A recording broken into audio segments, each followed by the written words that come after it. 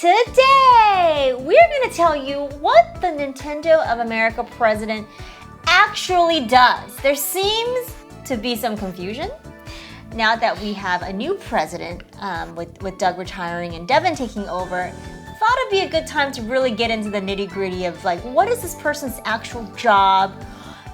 Also, part of this confusion seems like this whole idea between like president and COO and CEO. Yes. So there's a lot of kind of things about how Nintendo works that we want to explain here today to alleviate the confusion. Yes, depending on where you look, you might be seeing people saying, oh, we're definitely getting these new Pikmin games because Devin Pritchard had a photograph with a Pikmin character, or we're getting more Yokai Watch because Shibata did a direct segment with Yokai Watch 10 years ago. Yes. Okay, but we're going to talk about this. We're equipped to talk about this. We know what this job actually does. We know all these people. We're going to hopefully set the record straight. Yes, please let us, because the comments are unhinged right now about the expectations for... Well, this is definitely happening. The president, yeah. I mean, make it happen. El Presidente? El Presidente, yes. Make the Pikmin happen. Wow. Do it now. Yes. Also, what is upon us is Shocktober. Welcome to Shocktober. Shocktober It has arrived. Is a wonderful time of year that we celebrate. Do you want to tell the origin story of Shocktober? Because I don't know if people actually know why we call it that. So we used to do these, regular meetings with our old boss, and a lot of times that would involve, he had like a very large dry erase calendar. Yeah. And we would just go through, like, here's everything that our team is doing this month, because it was important to keep track of, like, oh, so-and-so's going on this trip, or oh, there's this event, or there's, oh, this the big presentation that everybody needs to get track of. So it was important because there was so much going on. And it just happened to be that every year, October was just this overflowing basket of insanity. Yes, everybody was everywhere. Every week had like game release, triple booked. We had so many things going on. I mean, you're in the midst of the holiday season at that point, so it made sense, but it just starts to really heat up. So we had this joke where we would change the name October to Shocktober, and we, in our team meetings, we'd be like, everybody gird yourselves for Shocktober. He did not like this. I was going to say, our boss at the time was a very humorless man, and he did not What's not to like? Get ready. Well, he was actually stressed. I think that was the thing. Oh, it stressed him out. It stressed him out, like, in IRL. But for us, we thought it was funny. We were already stressed out. We were stressed and like we needed ways to cope with it. Exactly. We thought it was like a humorous thing to cope with the stress. But he was actually like, you're not taking this seriously. I'm actually stressed out. Oh. You guys shouldn't be laughing. Wipe that smile off your face. And we were like, okay. Back to crying it is. Back to rocking in the corner. It is. Yes. Anyways. So we look forward to a shocking Shocktober. Yes. I think it's going to be a big one. Going to be a fun one. Give some people a health update. Health update. Yes, I have this now. You have a different cast So thing. let's see. Last podcast, I mentioned that I had this kitchen accident. Yes. And I was going back to the doctor for them to take a closer look. I did that. Found out I had some damage to my flexor tendon. That's what they call it. Flexor if you would like to get on. It was in your pinky. My pinky, which is I've learned. The scientific name for this is your small finger. It's not your pinky. Don't call it your pinky lest you sound like a layman. It's like, okay? It's like and nobody wants that. Little finger. Yes, small finger. So I had to go in for surgery to get that repaired. Fun fact. What? You went in for surgery the morning that the Doug retirement, Devin taking over as president news took over. You came out of surgery and texted me that you were still alive, which I was happy to hear. And then I was like, so did you see that Doug retired? You're like, yeah, I think we should make a video about it right now. I'm like, but you were just in surgery. You sure you want to do this? And you were like, yeah, I'm like ready to do this. I'm like, okay. So we did. I wouldn't have done it if I wasn't feeling okay. You were under general anesthesia. I was actually pretty surprised. And you made a video mere hours later. How good I was feeling. Shocking. But also, this is one of those things where it's like, if we can't, share our perspective on this, like, then what are we even doing here? Dedication. This is one of those things where like everybody's saying things that are just like conjecture made up out of nowhere. It's like, no, we are the only people who have the facts about this this must happen. Everybody, please give this man a round of applause. Why? Seriously, for sheer commitment to the craft, because that's a lot. Like, you literally were in general anesthesia. But again, and you came out clear-headed enough to make a very good video. If I was feeling bad, if I was in pain, if I was foggy, I would not have done it. But I would have said, you have to do it yourself. I wouldn't have liked that. I anticipated this, and I made a very good outline. I researched it and made a really good outline. And I was like, I have an outline ready to go if you're feeling up to it. And you're like, yeah, let's do it in like an hour. I'm like, wow. Yes, but they did tell you, do not sign important documents. Do not make important. They didn't say anything about doing a podcast, so they didn't say anything I about guess that's okay to do, and it was fine. And there you go. Yes. Other things happened last week. Tokyo Game Show. We're going to talk more about that in the news, but we did get to see and play one of the games that was at Tokyo Game Show, Monster Hunter Stories 3. Wow. Check it out. That seems to be kind of an under the radar game from TGS. Sleeper hit, because a lot of games definitely coming out from TGS getting a lot of attention, but this one is really amazing. So I hope people don't overlook it. We got a chance to play. We played it on Switch 2 as well. Played it in handheld mode. Saw how it ran. Have footage of it running on a Switch 2 if you guys are interested in seeing that. I love the series. I don't want the series to get forgotten by people, because there's a lot of great games coming out, but. Yeah, I hope that you guys are paying attention to this game, because it's one of my favorites, and I really love it. Well, this game's in a tough spot because the first two were very different than what this third one is. It's a total started as a handheld series, right? So I just feel like in some people's minds it might be pigeonholed of that's a little game. That's a little dinky thing. Mm-hmm.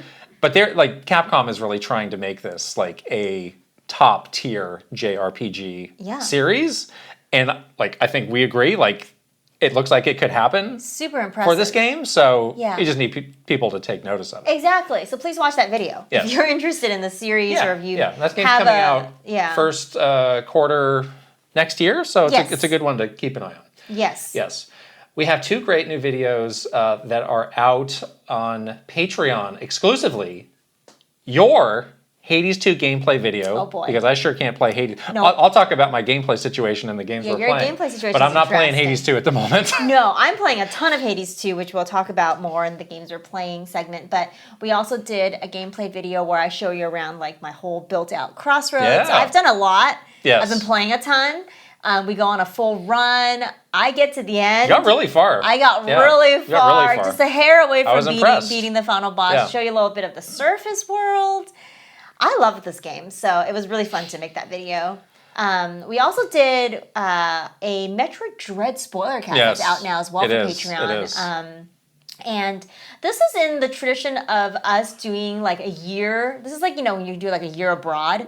This is our year of Metroid, because we've been trying to study up on past games in the franchise, getting ourselves ready and primed. For Metroid Prime 4. Yes. So earlier this year we did Prime 1, we did Super Metroid, and now we decided that we're definitely going to have to replay and do a spoiler cast on Metroid Dread. And it came at a great time, because we were just playing Silk Song, we were thinking about Metroidvanias, and of course going back to Metroid Dread was a great thing to do as we learned about the launch date for Prime 4, so... Yeah, that was really fun. We enjoyed our replay of that game. I hadn't played it since it first came out, so it's been 4 years. So it felt fresh to me. It did. Me too. And the game's great, and it is good to these Metroid games come out so infrequently. It is kind of good to get back in the swing of things. Whether it's the Prime remastered or this or just any of the other ones, might be a good thing if you're planning to get into Prime 4. Yeah. Just what's going on in this series? In this world. Because it's been a while. Yeah, exactly. This is probably one of our favorites, and we love the storytelling in this game.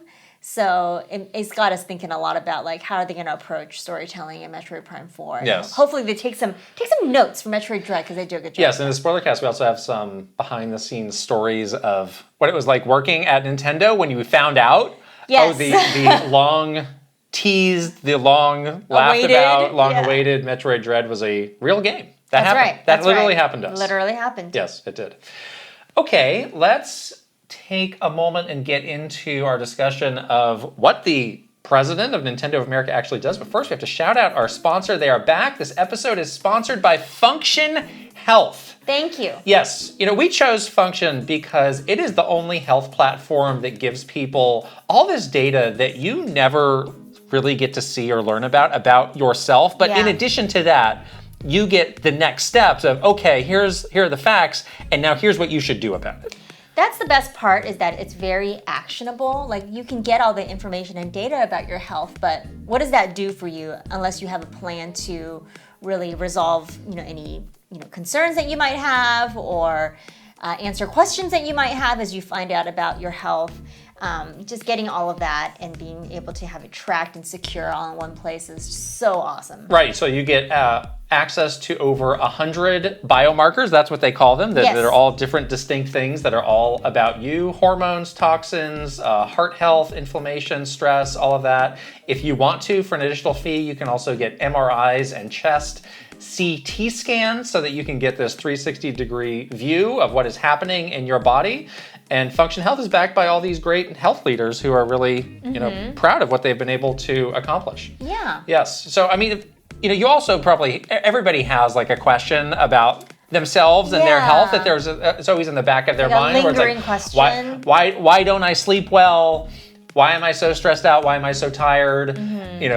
For whatever age I'm at, like, is this thing normal? Doing okay? Okay, yeah. And a lot of times answers to those questions can be kind of out of reach. Yeah. So that's why it's so great that Function is like, no, here it is. We're going to answer it. And here's what it means, and here's what you should be doing at this point in time for it. You definitely have health in the mind. Very, very useful, yes. These days. I don't know if I need a biomarker for this, but... It's good to think about your health overall when you is. have an incident like this, though, you know what I mean? That's right. Yeah. That's what I told you. It's fragile. Enjoy being healthy. It's a fragile thing. Some people aren't, yes. Health is wealth, people. Exactly. So learn more and join using our link. Function is a near 360-degree view to see what is happening in your body. And our first 1,000 listeners get a $100 credit towards their membership. Wow. Visit functionhealth.com/Kit and Krysta or use gift code Kit and Krysta 100 at sign up to own your health. We'll put the link right over here with a QR code for you to scan, and also in the description below. All right. President stuff. President Yes, play stuff. the song. Hail to the chief. Which song?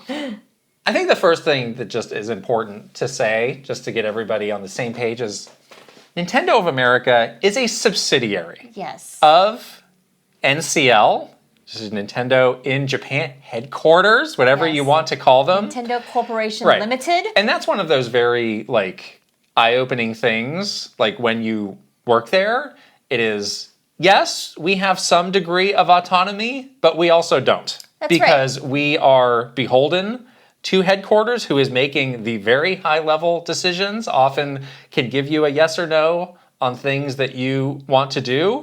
So it's not, for example, we know people who work at Apple, because that's another company that's close by. It's like, well, that is headquarters. That's right. You're the boss. Right. So if I worked at Apple of Japan, I would be in the same position that we were working at Nintendo of America. They call it a parent company for a reason. Because guess what? Your parents are in charge of you. And sometimes your parents can say, you can play outside.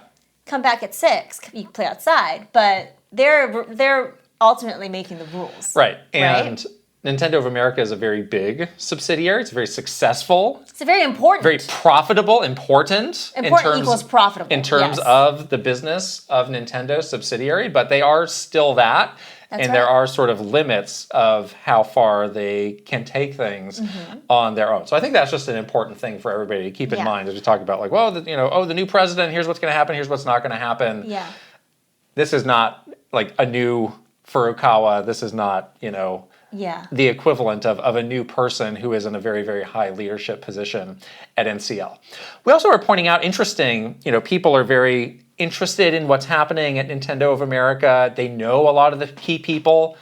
But Nintendo of Europe is, at the same level, generally, as Nintendo of America. Yeah, they're also a subsidiary. You don't see a lot of that same conversation. Exactly. And they've had some of these comings and goings of people at a very high level, and you don't see people getting as into Yeah. the details of that for whatever reason. The reason is Reggie.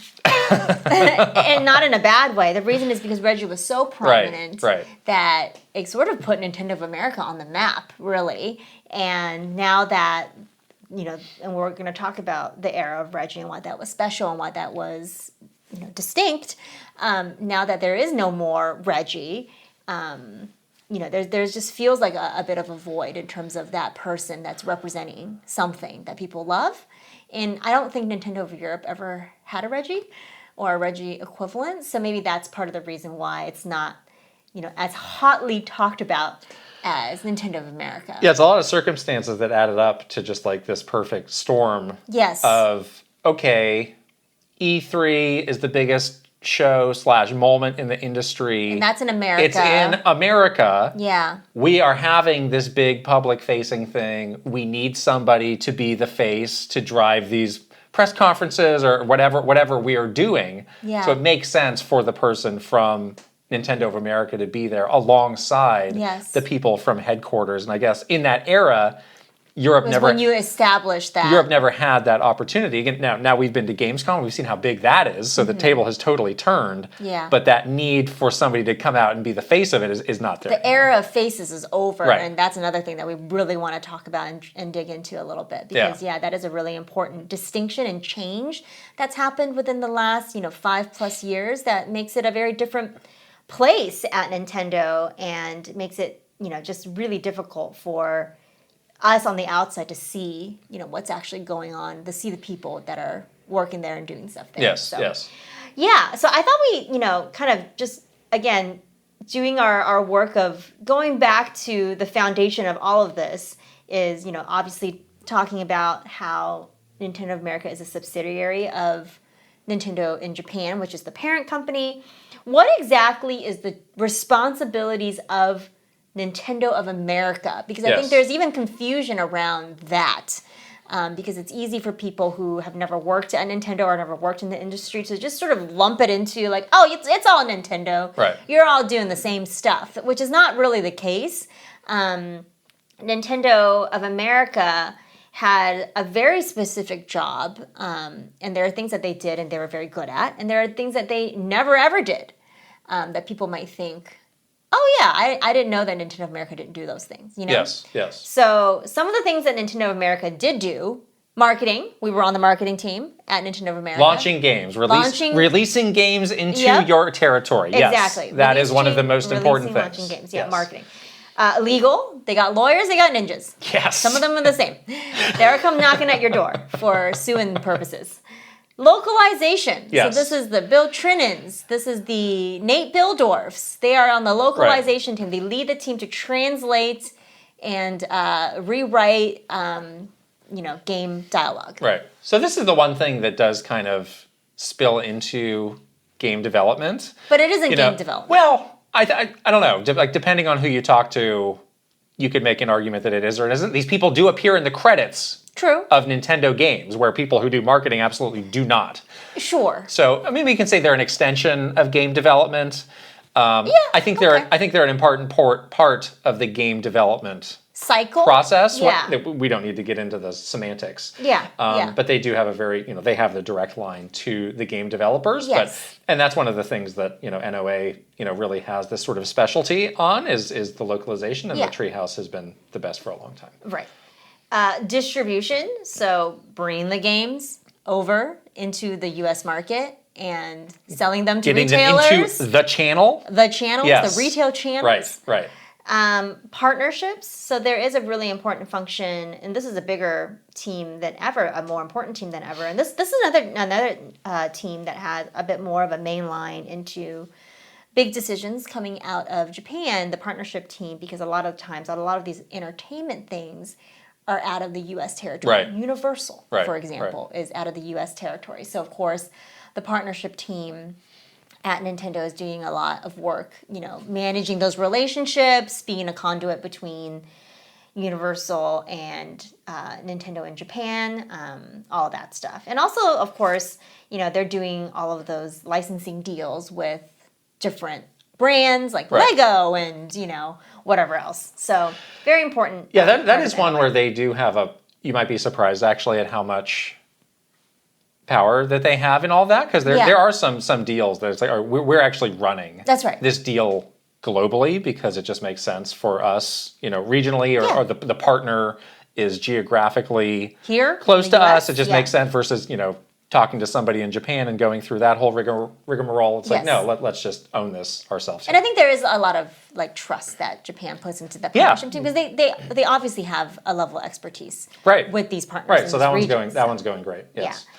And then finally, Latin America, which is part of the work that Nintendo of America does, and this is an area that we were talking about. Doug was really a champion of doing more for the Latin America market, which was something that was a passion for him, which is really great. I mean, he lived there for many, many years, so he has, he speaks the language, he has a lot of personal you'd see him connections. Tweet in Spanish a lot of the times, or Brazilian Portuguese. It was something that he felt, personally aligned with. It was not necessarily his idea to, obviously, if you're the Latin America team, you want to increase what you're doing, and gosh, it's always felt like Nintendo's had so many opportunities to expand and grow in Latin America, but it's always been a question of, is now the right time to put those resources towards this? Is it going to be worth it in the long term? Because there's always some really unique challenges also to doing that in Latin America. But Doug was definitely, I would say, very receptive to those ideas, to all of those proposals, and I think supported those to the extent that he was able to. Yeah, exactly. Definitely helped that he had a personal connection, and just really had a different understanding of that market as well. So one other thing that I would add to the list is, they have the publisher-developer relations team, and that's a team that exists all around the world. And it's kind of similar to the partnerships team where, they will take lead on developers or partners who are in the region. So, it's like, well, Japan's obviously dealing with the big Japanese partners, and, the US is dealing with, the Electronic Arts and, that sort. And Europe's got their own as well. But that's another very important function of just coordinating with them, working with them, making sure that, there's a good pipeline of third-party games coming from all the partners around the world. Yes. So that's what they do.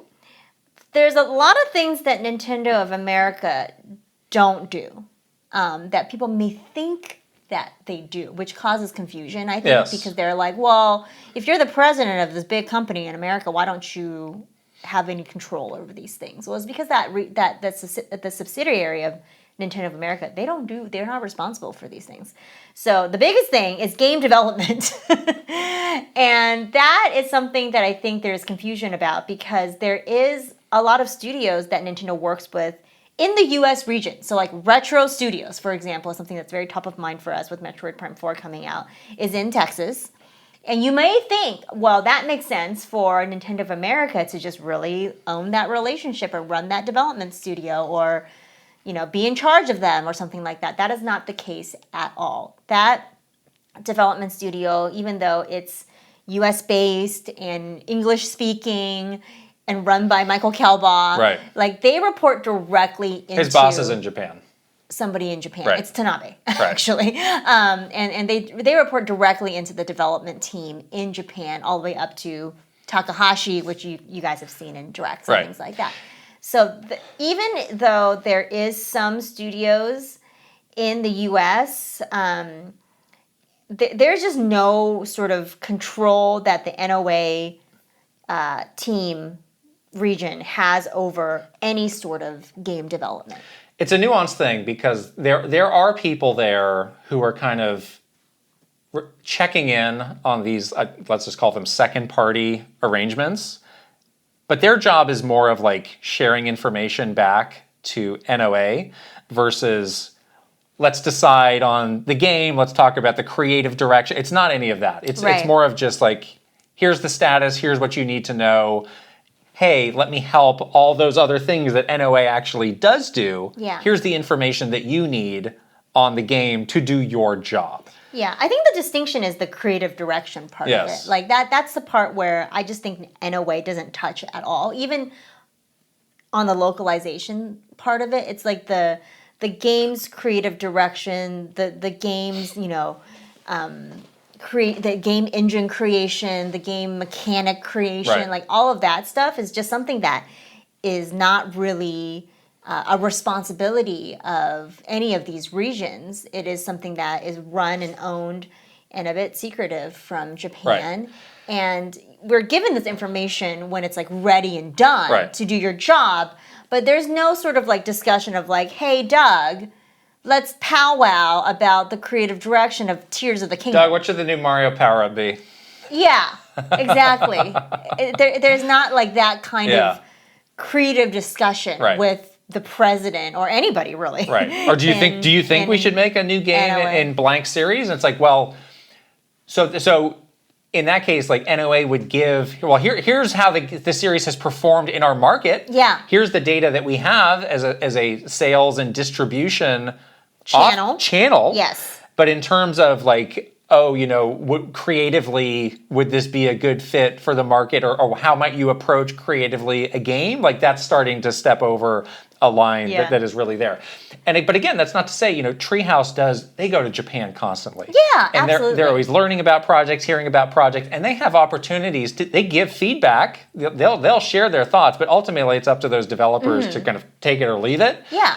I do think it's good for those developers to really consider the feedback, because it's like, look, we are telling you about our market as experts for that market, and understanding the games that are doing well and sort of the unique situations of the market. But again, it's not I am telling you what to do kind of situation. Or like the environment is not like, let's all get together as a group and we're all being open to ideas and we want to take your ideas and put it into the game. Right. It's really not like that kind of like we're all on the same level kind of mentality.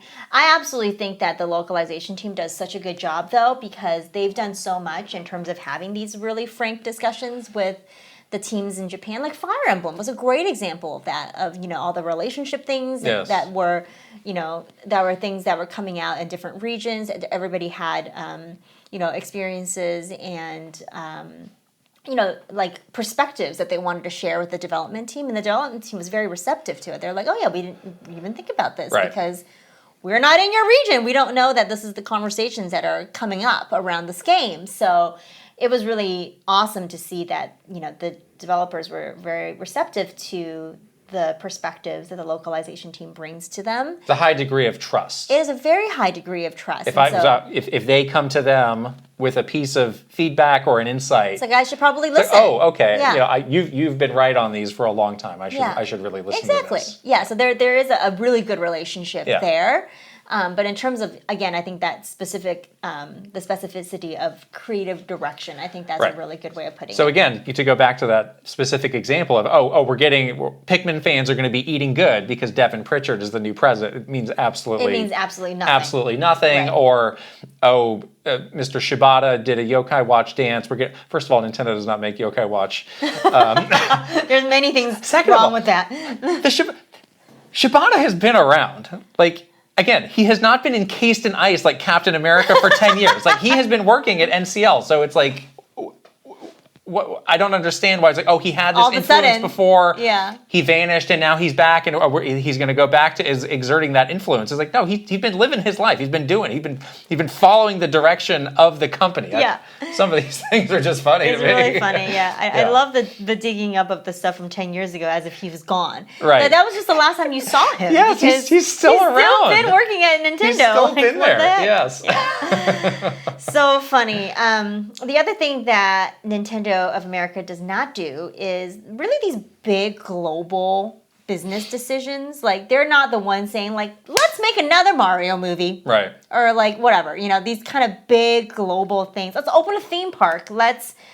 Here is the release calendar for 2026. Like, that's not something that Nintendo of America is really, like, leading the charge on. They're going to consult. We're going to release the Mario movie. Let's work together on the marketing. Right. Yes. We are going to release these games in the next calendar year. Let's work together on developing the roadmap or the launch dates. You know, actually, Nintendo America used to do a little bit more of that. Now it's a little less because everything's very global now. But there is like partnership there, but it's not like they're dictating a lot of these big sort of business decisions. Right. And, you know, again, there are these regular meetings that happen where the big shots come in and they go global business meetings. They will go through they will hear like what are the major strategic updates for the company, from the perspective of Japan telling them of like here's what you should expect us to do in the next kind of short to medium term, and then all the other regions are sharing out like here's what's happening in our region, but nobody from NOA is going there and saying like, well, here, let us tell you about the next movie that we're doing or the theme park that we're like that's just not what happens. Yeah, usually how it works is this is how the information flows. We get all the information about like these are the games that are coming out in the next year or whatever, or the next couple of months, and then there would be a get together of all the global regions, and you'd be like, okay, this is what we're doing. Here's how we're supporting this. This is how we're supporting this game, and then Europe would be like, well, this is how we're supporting this game. And we're like, oh, can we share some stuff?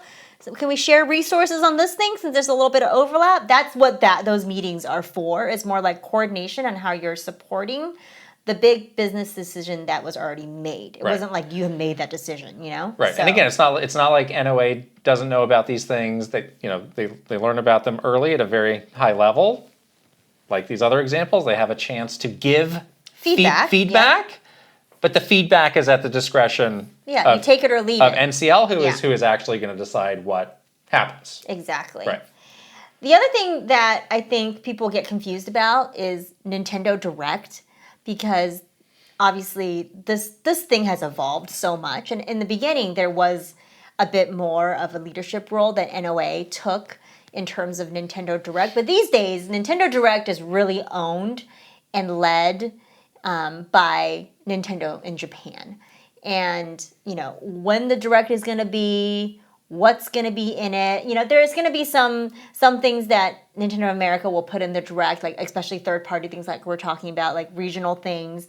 That's why you see differences. When it's time to suck up. When you got to kiss the ring. Yes. We got different kinds of rings to kiss. Yes, we do. As it is. So that's when you see these differences, right? Like, oh, that was in the Japanese Direct, but not in the America Direct or But if you look at the 10 years ago, Directs, there were some Directs that only happened in Japan. There were some Directs that only happened here. There were some Directs that had drastically different people appearing in them, and that doesn't really happen. It all got very streamlined and globalized, which I think is ultimately a good thing, because again, like we've talked about, you cannot hide information in one region from another anymore. So you just got to put it all out there. It's just global now. It's just information. It's just information. Right. Everyone's going to get it however way they want to get it. Exactly. Who's in it also is not the decision of Nintendo of America. It's not like Doug is like, put me in the Direct. Devin is not raising her hand and saying like, you have to put me in this Direct. For any of those people to volunteer themselves to be in a Nintendo Direct would be such a breach of protocol. Oh my God. And you'd be like, well, why? You would get slapped so hard. Why do you need to be in a Nintendo Direct? How does that serve our games? Our big strategy of promoting these games versus promoting yourself? Oh my God, I can't even. My stomach hurts just thinking about anyone that would even ever consider like this. The thought of any leader at anywhere saying, "Put me in a Direct." Put me in, coach. Would be the most unrealistic, unheard of. Like that thought would never even cross your mind. Would never cross your mind. No, and if it did, you would never say it out loud. Maybe, and there may be a case where it's like, okay, we have a reason to put you in. Doug-san, we would like for you to appear, and that's like, absolutely. What do you need me to do? Yeah, but it's not going the other way around. No. That would be the end. That would just be the end. My stomach seriously hurts when I think about something like it's so uncomfortable, so awkward. Yeah. So that is not something that it's not like this. It's not like Reggie was like, yeah, I'm happy to be in a Direct. Put me in. I love to do these. And then like Doug came around and Doug was like, don't ever put me in a Direct. I would never want to talk to the fans. I hate the fans.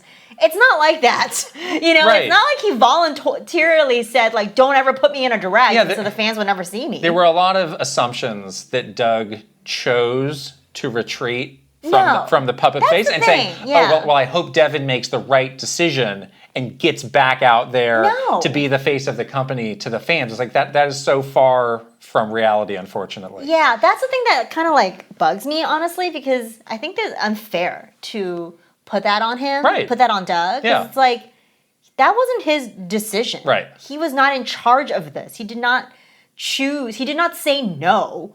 like voluntarily Yeah. because he didn't want to be out there. Like he absolutely didn't do that. This was something that was mandated by Japan that, you know, we're not going to have these anymore. Right. We're going to streamline these directs. The people that are going to appear in these directs are going to be the dev team to represent the games. I mean, just look at the directs. There's like 2 people who frequently follow that. You know, there's things like the Nintendo Power podcast that just got shut down. Yeah. You know, if we were still there, would we still be doing Nintendo Minute? Probably not. They probably would have found a way to wrap that up. Yeah, I think so. So it's like they are just retreating from having people out there. Right. Exactly. Lastly, things that they do not do at Nintendo of America is like IP strategy. So they're not the ones coming up with stuff like, this is how Mario should be shown in the world, you know? Or they're not really coming up with initiatives like the recent one that Japan launched and now it is coming to... The Kitty Mario? Yeah, the Baby Mario. Yes. Like, they're not doing stuff like that with Nintendo IP. I mean, Right. we tried to count some Goombas and we got slapped. So there is nothing you're doing with Nintendo IP. You're not allowed to touch the stuff. No. Don't touch it, don't look at it. Just revere it from afar. Don't you dare. Just don't. No. Yeah. So that's kind of just some of the yeses and nos of what Nintendo of America does. But like, let's look at just some of their other, you know, big picture responsibilities for this job. For the actual president. Again, for the actual of Nintendo of America. president. So, you know, one of the big things, you know, this is a very high level job. But in the case of Nintendo, like you do need to get nitty gritty at times. But one of the high level things that they're doing is defining the overall business priorities for Nintendo of America. And that was always a big exercise every year for anybody who is in some sort of a leadership position of, okay, the executive team has come up with the NOA priorities. You all sit together with your teams and you come up with your take on how are you going to support these priorities. And it was like, you got handed a big fancy notebook that had these front and center, and it was like drilled. Like, every day, how are you reinforcing the business priorities? It sounds ridiculous, but every day we would be asked, like, how are you paying off these priorities? Right. Like you would be thinking about it. Some people would like pin it to their wall to look at, you know, for the rest of the year. So you would, every decision that you made during the day, you're like, am I paying one of these off? And it is one of those things where it goes back to what we were saying before, where like Nintendo of America as a subsidiary, as a very successful subsidiary, had a very specific job and function for the company overall. So there was specific things and goals that, you know, they were doing in a way that may be a little bit different than what they were doing in Japan, but it is meeting the function of that subsidiary. And so that was what was drilled into our heads, you know, literally on the daily, and something that the Nintendo of America president would come up with basically for the year. Yeah. Yeah. You've got to be some level of an expert on all of the different functions of the NOA business, because a lot of times you can get help. You'll be brought in to help them make a decision or help them get over some sort of a challenge. So that kind of answers one of the questions that we saw of like, well, why not choose somebody like a Nate Bildorf or a Bill Trinan who's got more of a game focus? That, you know, Nintendo's a games company. Why not pick somebody who's first and foremost focused on games? And it is true, all of the previous presidents have had some sort of either marketing or legal focus, because those are two things that are so important to the company. And I think it's just because they have more access to information of all of the different departments versus like Nate and Bill, who are great, but like they are very focused on the function of the treehouse. Like, I'm not sure they're getting as much exposure to things like finance or legal or these other very important operations, really important, distribution, yes, truly important parts of the business that are maybe a bit less exciting. Yeah. But if you're running a company, you absolutely have to know how this works. Yeah, a lot of the times, like as a president, like you're not really in the nitty gritty, but you will be brought into a department that's like doing something. They're like, hey, we need you to help us make a big decision. You have to have some high level understanding of what they do. What exactly are they doing? What are they doing? What is their function within the subsidiary of Nintendo of America? You need to have that understanding and background. Yeah. Not a lot of people do. You have to learn that stuff. Right. So that's why, you know, they're choosing presidents like a Doug, like a Devin, and maybe, not so much choosing presidents like a Nate or a Bill. Right. But yeah, you're constantly being brought in to help people, solve challenge, kind of like The Godfather, where it's like people are always coming to you like, oh, please help me with this. Or like the king. That's got to be like just a hard part of the job of like, gosh, a lot of people got a lot of problems around here. Figure it out yourself. Problems every day. Yeah, right, totally. right. Yeah. Like we would go to Doug or Reggie all the time. pretty frequently of like, this is a complex thing. What do you think? Yeah. Do you have or any we like input? Present them usually with like three Couple options. Help us pick one. Yeah, this is the 3 options. This is the strategy behind the 3 options. We like this option, but which one do you like? Right. Which one do you think? And sometimes they will challenge you. They'll be like, well, let me ask you these questions. And you're like, oh, I'm not about that way before. That's helpful. Right. Right. So that's what they're doing. They have to be able to think like that, though. Yeah, exactly. As a subsidiary, like, again, they are part of the bigger picture company of Nintendo, but, there are, like, dedicated forecasts and, like, financial milestones for Nintendo of America. So, like, again, you have to have some wherewithal of, like, how does this work? Like, as a business, how does this function? How are we making money? How are we spending money? Is one number bigger than the other? Yeah, the lines all go up, so I'm happy. Like, ultimately, you need to sign off on, like, here is the budget, here is the forecast, and so you are personally responsible, accountable for that. Yeah. Fortunately, the company's in a good place where they're making money, but there's times where it's like, well, what?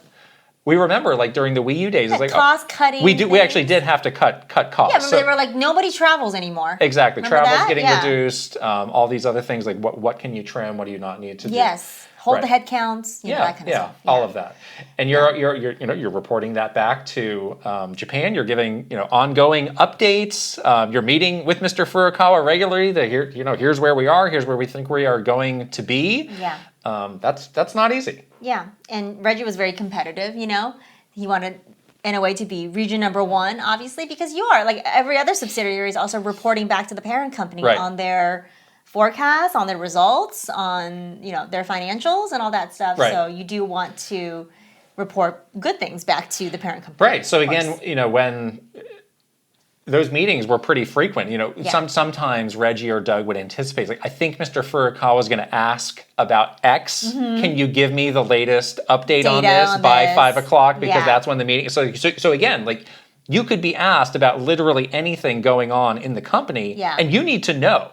It's going to look bad if it's like, oh, let me check with so and so. It's like, no, you really should. You should know. You need to be on top of this stuff. And then it looks bad on you because if you didn't give him that information to give to Mr. Furukawa, then you get in trouble. Yeah. So you don't want to be like there are many times during the week there is a drop everything task, which is one of these tasks where it's like so and so has a meeting with somebody important in Japan.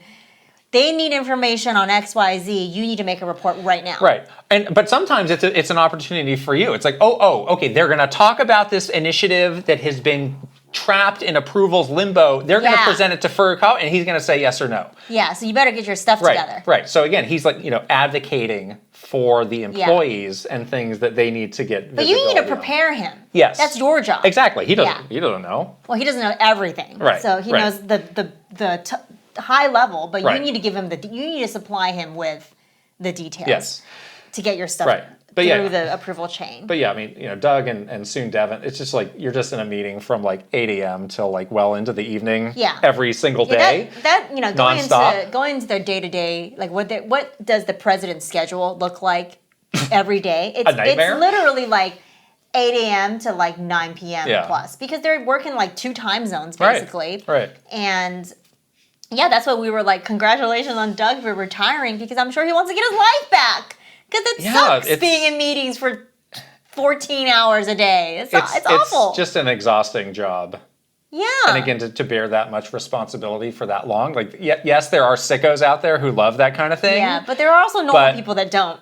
Yeah, and it's like we really got it when like Reggie retired, as young as he did. Like just knowing how much he put into that job and how much he was sacrificing outside of the job to be able to do it. It's like, no, this actually makes a lot of sense. Yeah, exactly. I mean, we saw it. We saw it firsthand, and sometimes we had to do it. Yeah. Not to the degree that the president was doing it, but we worked those long hours sometimes too. And it's very grueling. You have to have a very strong, like, mental and physical, you just need to have that strength to carry it, and you really shouldn't be doing that because it's not healthy. So, yeah, their day to day is just like ridiculous in terms of hours spent in meetings, and just like hours on in a meeting is really tough.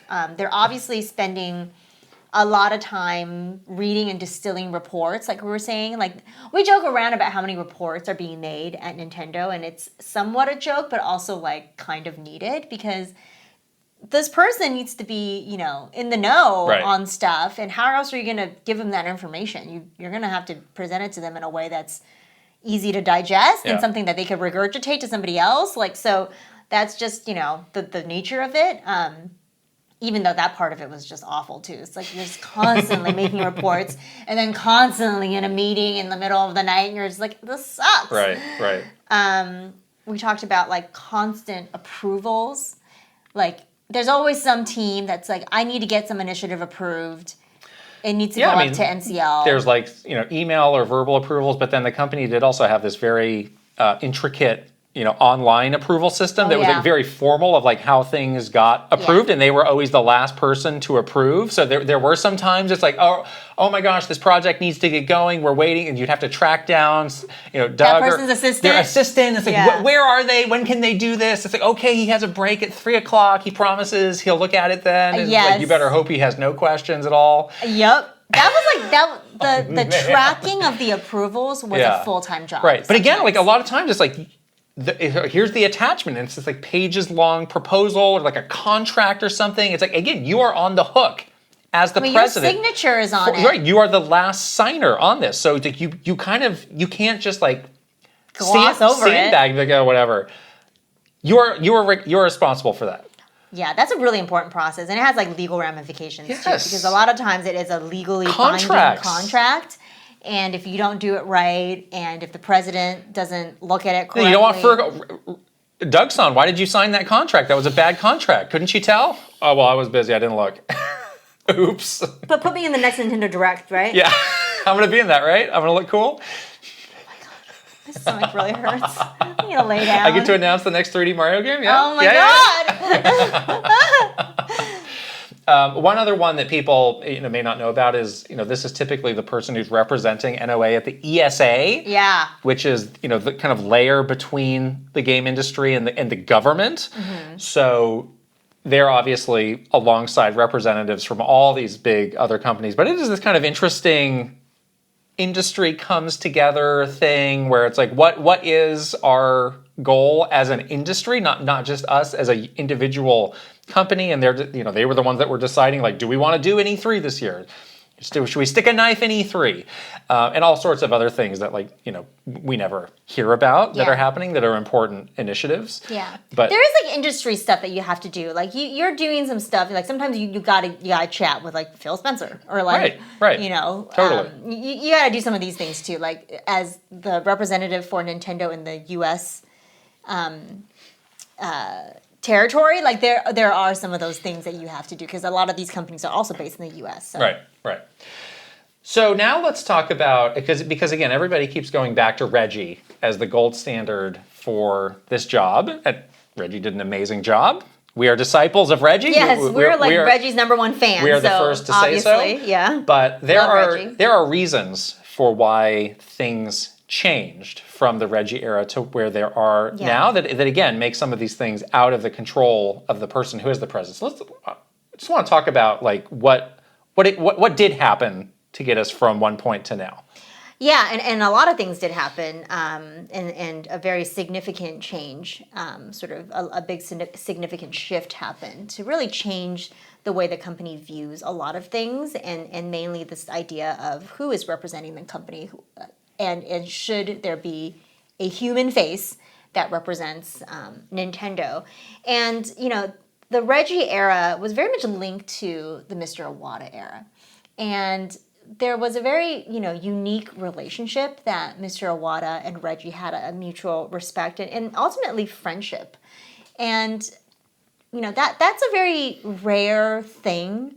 They truly had this friendship and respect and trust in each other and an understanding and a respect for each other's perspectives that is just really unique and something you can't really force either. It's not like Doug is like, Furukawa, why won't you be my friend? Just be my bestie. Let's go get our hair done. Like, they're not like, it's not like that kind of thing where you just force someone to be your friend. It's like you're friends or you're not friends. You click or you don't click. Yeah. It's one of those things. Not saying that they and most times in a business situation, like, you're not going to. You don't really have to be friends. You're not. Yeah, it's not going to happen. Yeah. We were at Nintendo for many years, and you're the only friend that I had. Right. No, just kidding.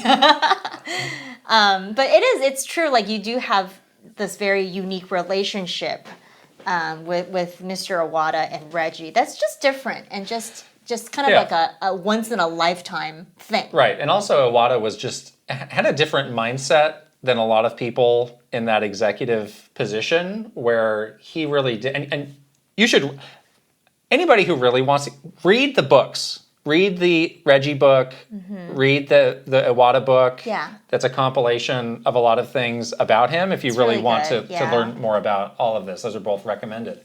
But he really valued different people's opinions, different people's expertise.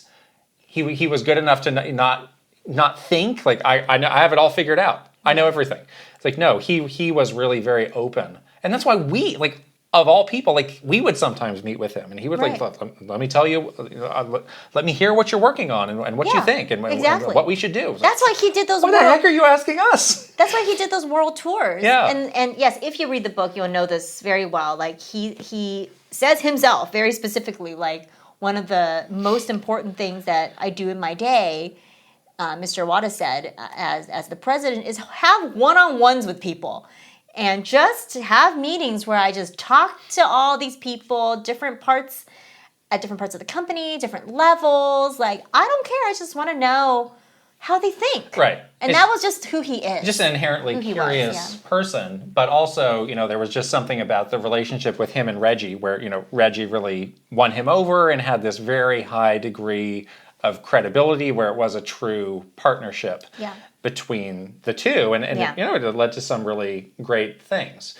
But you do have to admit that there were moments in that run that they both had where Nintendo was not always successful. Like, they had some really high highs and they had some really low lows. So that did lead to that more experimental side of things coming out. Obviously, we're not going to see that now when we're breaking. There's no need to experiment when what you're doing, which is sometimes nothing, is breaking all the records in the book. Yeah, Nintendo is very much like, when we're doing really well, let's not rock the boat. Let's just, like, hold the course and just keep going down. As long as we can. As long as we can. Why would we go out of our way to rock this boat, right? Whereas, this recipe for what I think everyone kind of fondly looks back on as the Reggie Iwata era.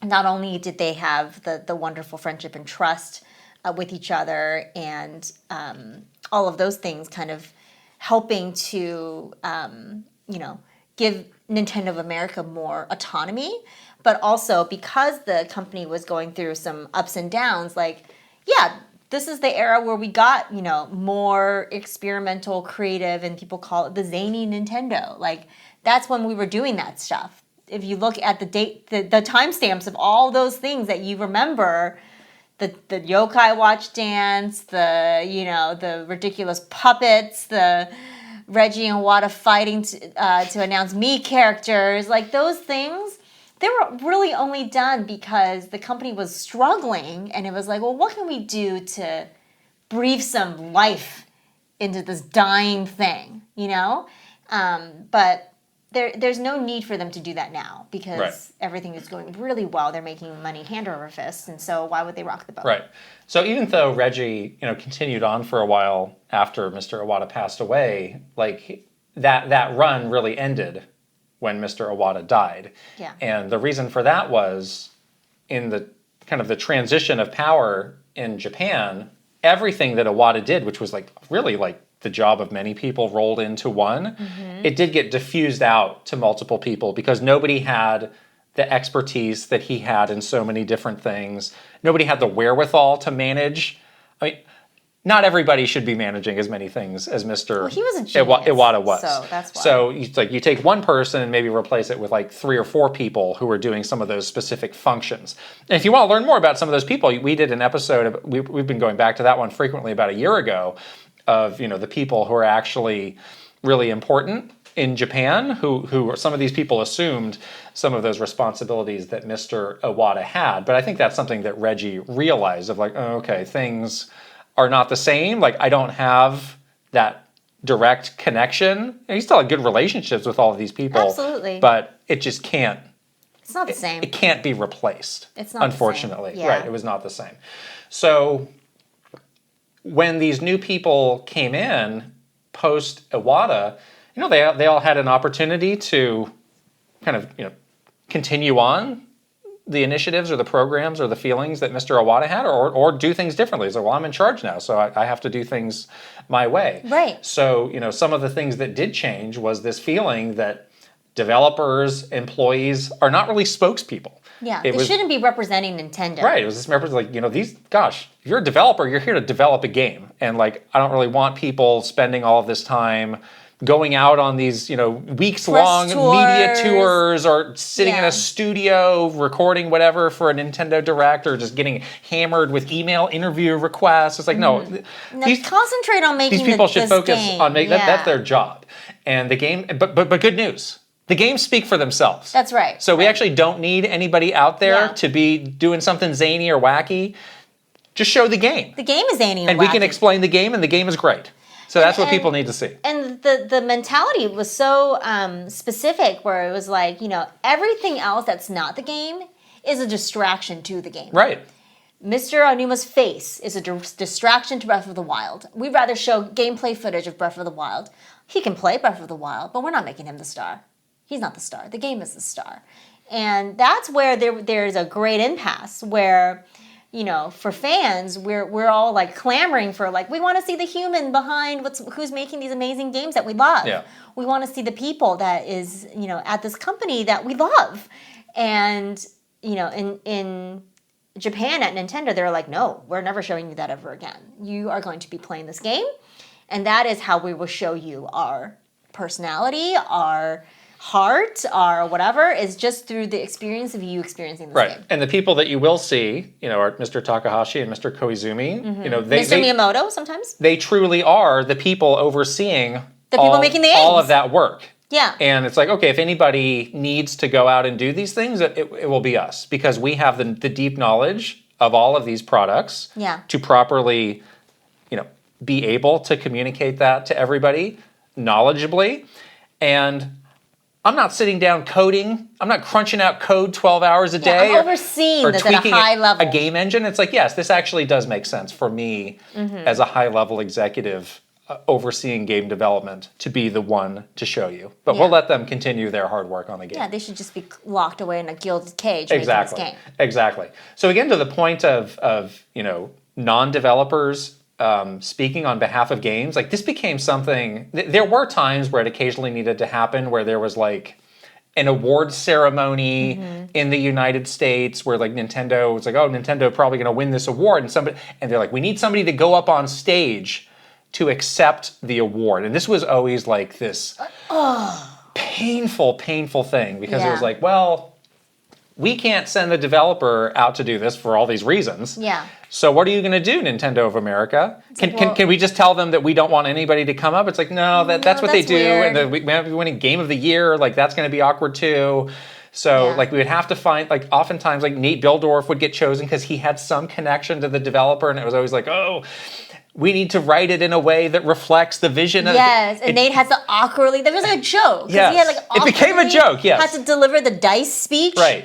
And it was like, no, it's not, again, once more, it's not Nate's fault. Right. He's being forced to say it this very specific way, and it's scary. And just the hours that were spent reflecting the vision of the developers and making sure it was done in a way that was not accepting credit for the work that he did not do. Exactly. Oh my God. It's just, it's like, I don't want it. this is getting out of hand. Don't give me this award. Yeah. I just don't want We actually don't want the award. It's like too much We're work. going to give it back, yes. Yeah. No, seriously. You don't understand, but we don't want your great award. Thank you. Yeah, and during the TGAs, too, it's like, oh, God, here comes version 37 of Doug's speech. Right, but at least, like, I don't know, that's big enough that those guys would come out. Like, you know, if Bonanza gets nominated, like, maybe those come out, those guys will probably be there. Yeah. Because that's big enough. Yeah. But there's a lot of other things where it's like, oh, this is going to be a pain in the butt. For... Oh, yeah, they did come out for Tears of the Kingdom. I just remember that. Yeah, they did. So, yeah, that thing just completely flipped in the post-Iwata era. But again, like, you don't have people with that same philosophy of Iwata of, like, let's seek these outside perspectives. It's just like, no, like, you know, this is what we think, and it's working. And hey, it must be working because we're breaking all these records. So why should we do anything other than what we're doing right now? Yeah, they're getting great positive reinforcement that what they're doing is working precisely the way they want it to. Right. Because by focusing on the games and taking away these distractions and really being very streamlined with these directs and doing things this very specific way, they had record-breaking sales. They launched Switch 2 with 2 record-breaking, best-selling console of all time. And if that is the lens through which they see things, it's hard to argue against that. You really can't. It's like, what foot do you have to stand on? Yeah, it's like, well, why do we need to have somebody out there? It's like, it'd be nice, but... That's not really like a hard data point, I don't have, it always would come down to like, well, how many more units will we sell if we do blank? It's like, well, I can't prove anything. You can't prove anything. I can't prove anything. So it just became this impossible conversation of like, well, I guess you're right. I guess we can't change your mind on this, so we're going to stop trying. And also, like, I guess we don't need to because you're ultimately right. Right. You are breaking records, and we are doing really well. I'm getting a fat paycheck. Right. So why do I need to argue with you? Right, but it does kind of get lumped into this conversation of a lot of things happening in the Switch 2 era, of this like slow weakening of the relationship between Nintendo and its fans, where it's like, I can't put a number on this, but long term, this is not a good thing. It kind of reminds me of Claire Obscura, where like the number on the Pinterest goes down every year. Sure. What number are we at now? You know, what number did we start with? Yeah. But eventually it's going to get to 0. But again, when that's how you look at it, it's hard to make that point. Yeah. What data-driven thing can you give me? And also, like, future you doesn't care. Because you're like, well, I might be gone by the time the fans hate me. It might be like 30 years before they hate me. So, like, who cares? Okay. I'm making money now. Yes. You know? Right. We're breaking records now. So... I don't care. I mean, I totally get that. It's like if someone told you aliens are going to attack the world and destroy it in 100 years, do you think you wouldn't even live 100 years? What could I do about it? You can't do anything. Oh, no. And you're just going to be like, and then if someone was like, we need to start building stuff now to like prevent this, you're like, I don't care. I'll be dead. Interesting view into Krysta Yang's perspective on major world problems. This is the plot of the 3-Body Problem, by the way. Great book series. Y'all should read it. Anyways, but that's kind of like the mentality, though. It's like, we're doing great. And all indications, all reports point to... And to suggest that things might not be great is like, it's like heresy. Yeah, of course. Like, you don't believe in the vision? You don't believe in what this company is doing? Putting also, smiles on faces? Yeah, also it's like what you're talking about may not come to pass for like a long time. Right. So let's not worry about that right now. Let's just like maintain the here and now, and how we're maintaining it, whether you like it or not, is working. Yeah. So don't argue with us, you know? All right, let's wrap this segment up, because it's getting a little long, by talking about, again, some of the specifics of this new era with Devin Pritchard and Mr. Shibata, because again, you know, it's a fair question to ask, like, what is the distinction between the CEO and the president / COO? Why is it the president and the COO always combined? That was something that Reggie had as well. It's something that's carried over. You know, we talked about this in the video that we did last week. We just don't think there's going to be any real noticeable, significant change for us as people who consume Nintendo products, as fans of Nintendo, from when Doug was the president. Yeah, I think they're going to stay the course, again, for as long as they can, for as long as they are successful, which is going to be for the foreseeable future. They're just going to stay this course because it's working. It's working well for them. This era of the zany skits and the personality, that is something that I think is just past, in the past now. And also this era of, you as a fan feeling like you have this connection or relationship with the president of Nintendo of America. I just don't think that's going to be happening because they're just not going to have that opportunity to get out there. They're really not going to. They're not going to be given the permission or given the chance to be the face of anything and to interact with us in any way. I'll never rule anything out. I don't think we'll see some segment in a direct or anything. It's like introducing the new Nintendo of America president, where she comes out and waves and, says hi and they move on to something else. Like, Doug did do that, but that also happened during an E3, where Doug was going to be prominently representing the company at an E3. Yeah. So again, you always go back to the question of what is the need? Why is there a need to do this thing? And the need is never because we want to or because you're cool. Right. And it's like, well, should we introduce the new head of Nintendo of Europe then? Yeah. Should we introduce the head of Nintendo of Australia? We got a lot of people. We got a lot of subsidiaries. Should we just have a single file line and they all come in and introduce themselves? Like the Von Trapps? Is that what you're proposing, Krysta? Gretel. That'd be kind of funny, actually. Louisa. Right. And we were even talking about the last time Doug came out after a very long absence was the Switch 2 introduction, that event where they had all of those dicey quotes and such. And by the way, we were really hard on the messaging around that Switch 2 stuff, but it wasn't like we're mad at Doug. He was just the mouthpiece that was forced to say it. He is working with what he's got. That's what he's got to work with. That's what he was given. Exactly. It was really the fault of the team that made the messaging. Right. So we were trying to think when might we see any of these people get out there again? And the answer is I don't know. Yeah, it's tough to. Yeah, they opened Devin was there when they opened the San Francisco store. I mean, in a small way, she'll be at the Mario movie premiere, but probably not. Yeah, Doug was at we saw Doug there. We chatted with him, but he was not doing interviews. He was not representing the movie. He was just there. He was just there. I think Devin went to the Universal Park opening. Sure, but not to do anything. Not in that capacity. Yeah, not in a public-facing capacity. More so just to see. I could see them maybe doing a couple real softball interviews with her, in her first couple weeks. Oh, one of those? Super softball. Yeah. Just to be we did it. Oh, this was part of our communications plan for the new transition. Yeah, do it with one or two very trusted where high-level outlets. You are not going to get cornered about a game key card or exactly. or whatever. Electronic Arts is owned by Saudi Arabia. What do you think of that? All this stuff, that's not going to happen in this interview. Yeah, it's going to be are you excited to bring smiles to the fans? And yes, I'm so excited to bring the smiles. How fun was it to hug that Pikmin plushie? So fun. It was so great. I love Pikmin. Oh my God. Yeah, so that'll be interesting to see, but we're not really holding our breath for that to happen.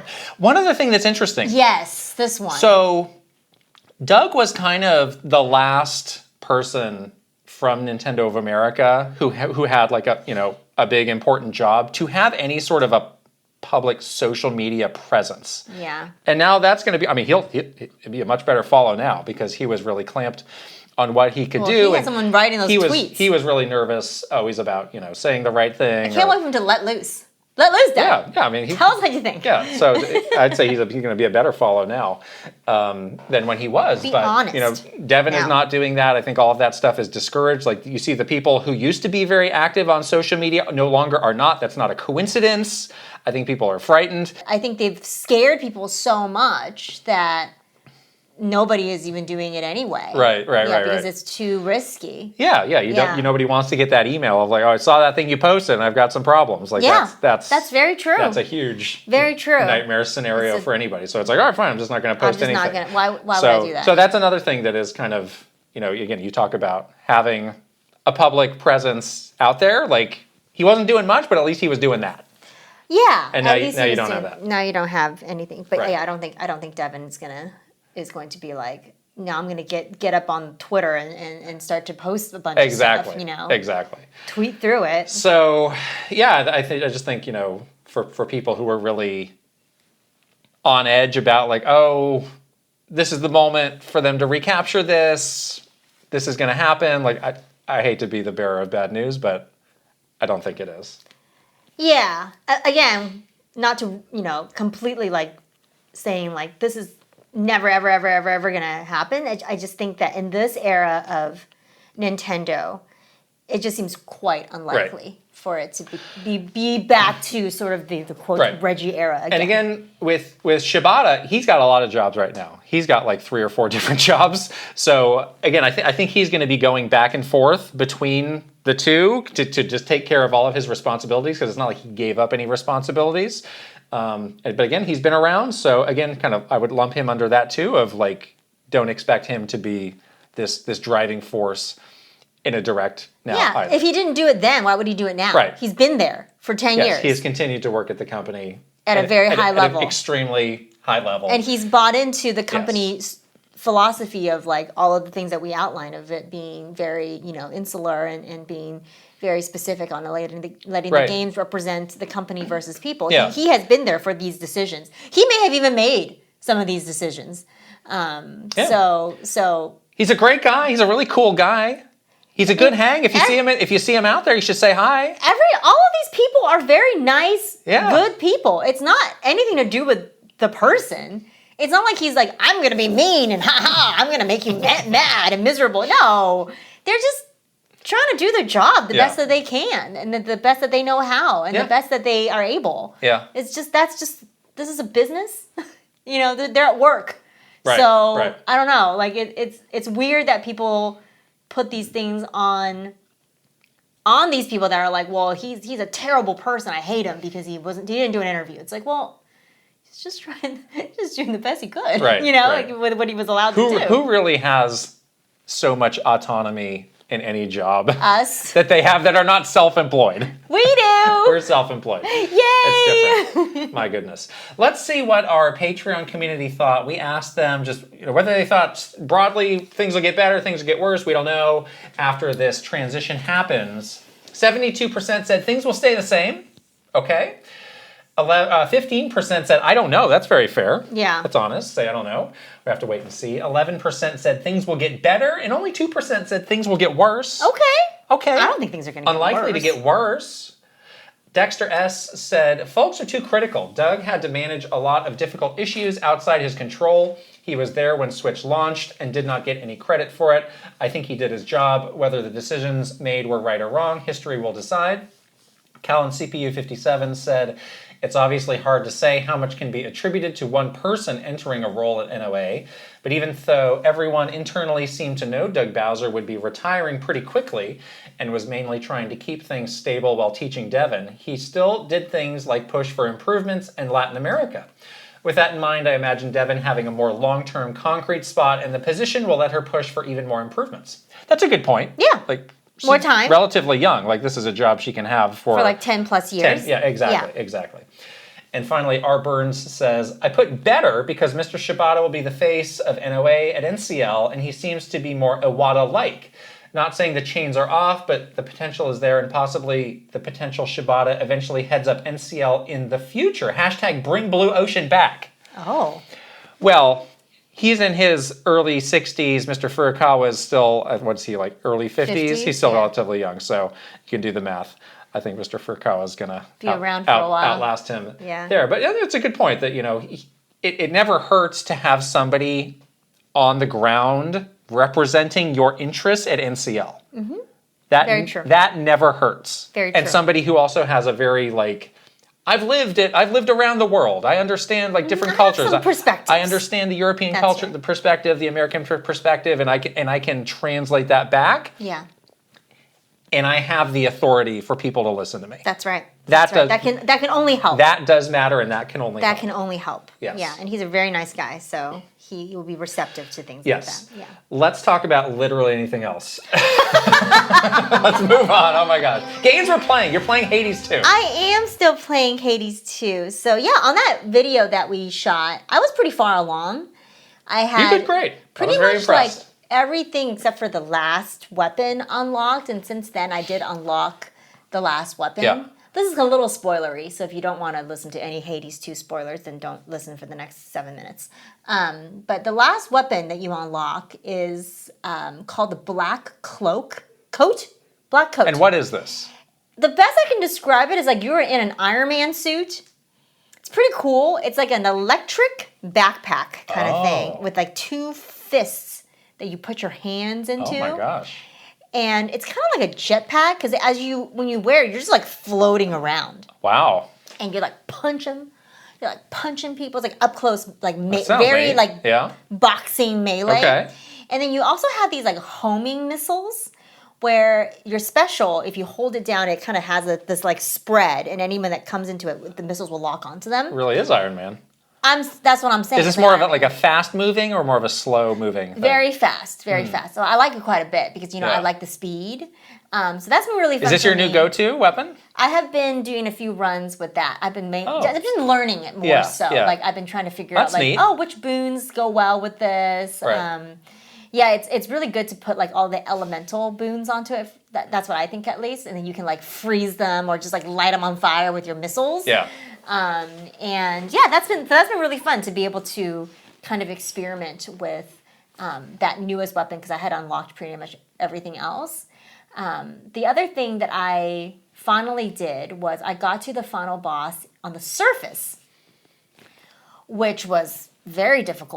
The surface bosses are like really hard. So that's one of the big surprises of this game. There's the going down levels and layers to all of that, but also the surface that's almost like a whole second area. That was such a cool thing. But yeah, I didn't realize how... So Zelda-like. Very Zelda-like, yes. I didn't realize how big it was until I kind of fully unlocked it because at first when you open the way to the surface and you go up there, like your health is draining because you don't have... Really? The explanation is like your blood cannot withstand the poison of the surface because you've only lived in the underworld. You're the princess of the underworld. So you're just like, health is just like deteriorating. And then you are able to unlock this like potion basically to help you like stay on the surface. And then you can do a full surface run. Oh, that's neat. But I actually really love what they did with the couple of areas in the surface. Again, it's a little spoilery, so... one other warning, just in case you don't want to hear. So you get to go into like sort of like an ancient town, and then you get the next area, which I love, is like on these like ghost ships, and it's like kind of like Chiron's like pirating his ship, but it's like these big, huge like pirate ships that you're on, and it looks really cool, and you're like going down the. That's cool. You're basically. I think the idea is that you're floating up the river Styx to Olympus whatever. And then the last area is Mount Olympus, which is pretty awesome. Oh my gosh. And I only spent a little time up there because I made it to the final boss and died. And haven't been up there since because I haven't been able to get past. So how do you actually finish this game? I don't know because I haven't finished either side. Which is the one, or do you have to do them together? Like maybe. I do. So the final boss on the surface area, I know it gives me a material that I need for something because it's like grayed out right now for, like I need like the thing from that boss. Okay. But I don't know what you're supposed to do because I haven't beat Kronos yet. Right. And I haven't beat the final boss on the surface yet either. So I don't know. I'm just like kind of. Is it a big spoiler to say who the final boss on the surface is? Wait, don't say. I actually won't. Tell me later. Yeah. So it's cool though because it's full it's a full on like I would say 50% of the game in terms of you doing a run is the underworld, right? Yeah. And then like the other 50% is the surface. I didn't realize it was so big like on the surface. That's really neat. You collect different materials up there too that you will need to like for your cauldron for your incantations. Mm-hmm. So I just been messing around a lot. That's great. With all my weapons. I unlocked all those weapon aspects, which can like change the weapon effects. I've been experimenting with different boons. I still need to like collect all the keepsakes so I can experiment with those. Yeah. It's just really fun to like do different runs and just kind of figure out like, oh yeah, I like this kind of mix of boons the best with this That's weapon. awesome. So I've been having a lot of fun doing that. It's awesome. Okay. Yeah, it's interesting that this game, when people always like to do like, oh, well, here's our guess for game of the year. This was never really on the list for a lot of people, even though I think we knew it was coming out this year. And now some people having like reshuffle of like, oh gosh, what are we gonna have to drop to put this on here? A lot of other best soundtrack. Like these games always have incredible soundtracks. That boss fight So with the song that you get to hear with the sirens is probably one of the coolest things, like the coolest set pieces in music ever. Yeah. That song's constantly stuck in my head, by the way. It's like it's so catchy. It's so good. Yeah. Yeah. The soundtrack is incredible. Right. Darren Korb is a magician. Yeah. Oh my God.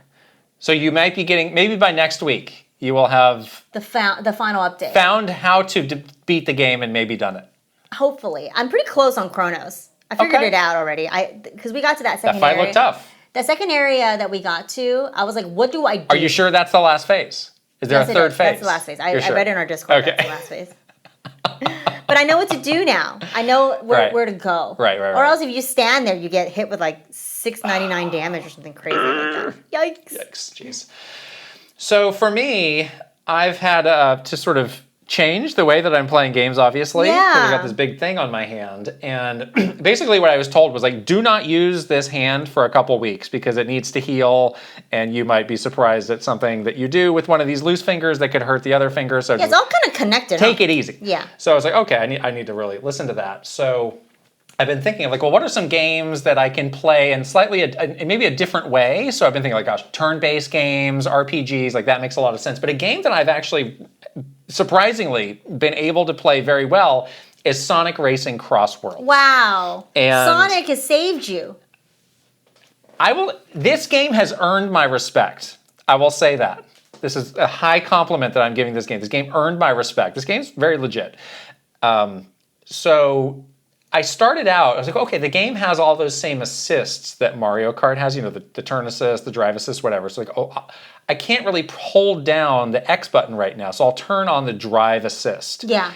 And that way I can do everything with my left hand, and I can use the side of my thumb to drift, which is fine. That's not causing any problems. You're very stable with that. Exactly. Yeah.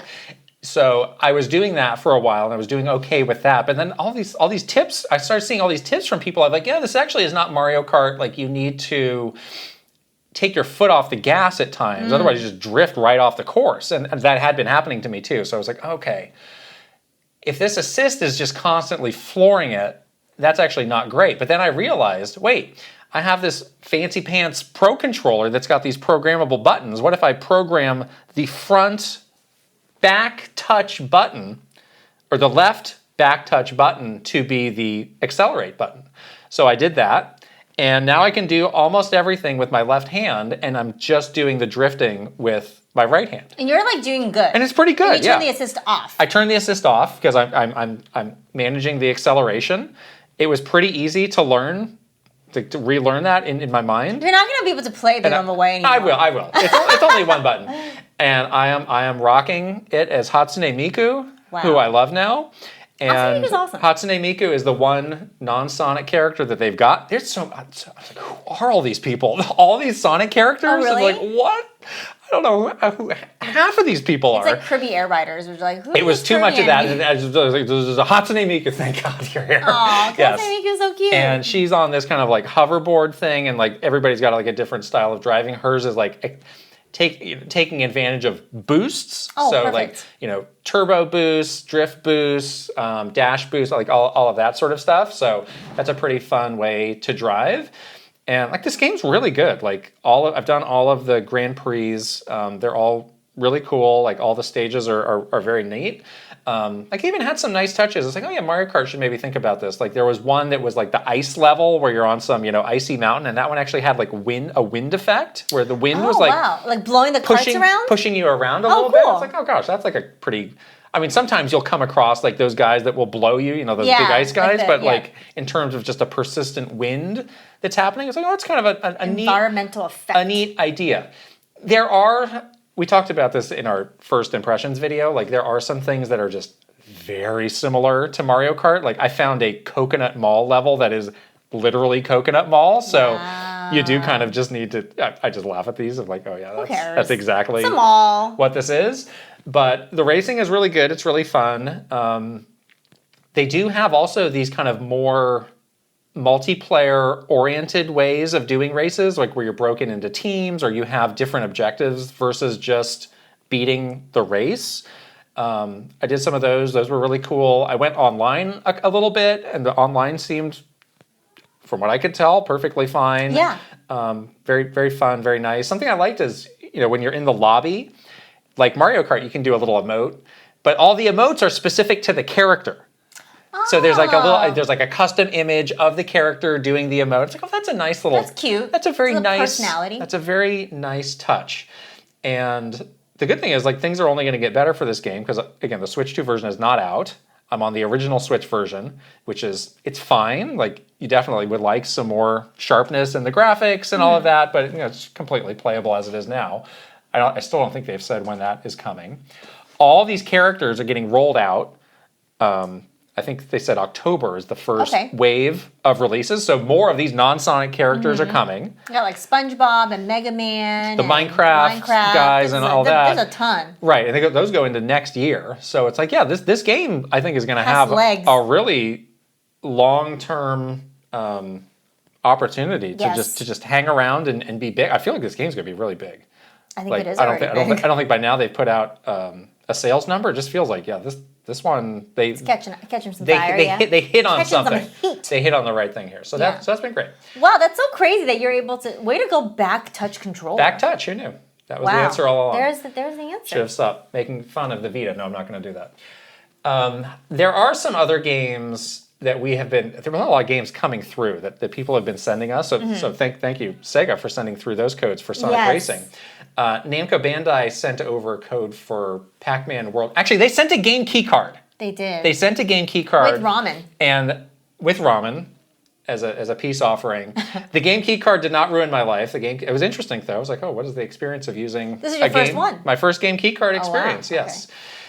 But I thought, I can't really play this game. But I did have a lot of people coming through my house over the weekend just to what's going on? Like, can I help you out? I brought you some food or something. Yeah. And sometimes, if they had experience with games, they sit on this couch. And you play this game. You're going to play this game, but I'm going to tell you what I want you to do. I'm telling you got a ghost player. I literally do. It's like a ghost writer. So I experienced the first couple hours of Pac-Man World 2 Repack this way with somebody else playing, and I was just like, all right, show me how the jump higher, like show me how does this work, so I could get a real clear sense of like all the mechanics and stuff. And this is a game that I've been surprised at like how much nostalgia people have had for, like how much this goodwill, because I don't know, to me, Pac-Man World is just kind of like a pretty down-the-middle 3D platformer series.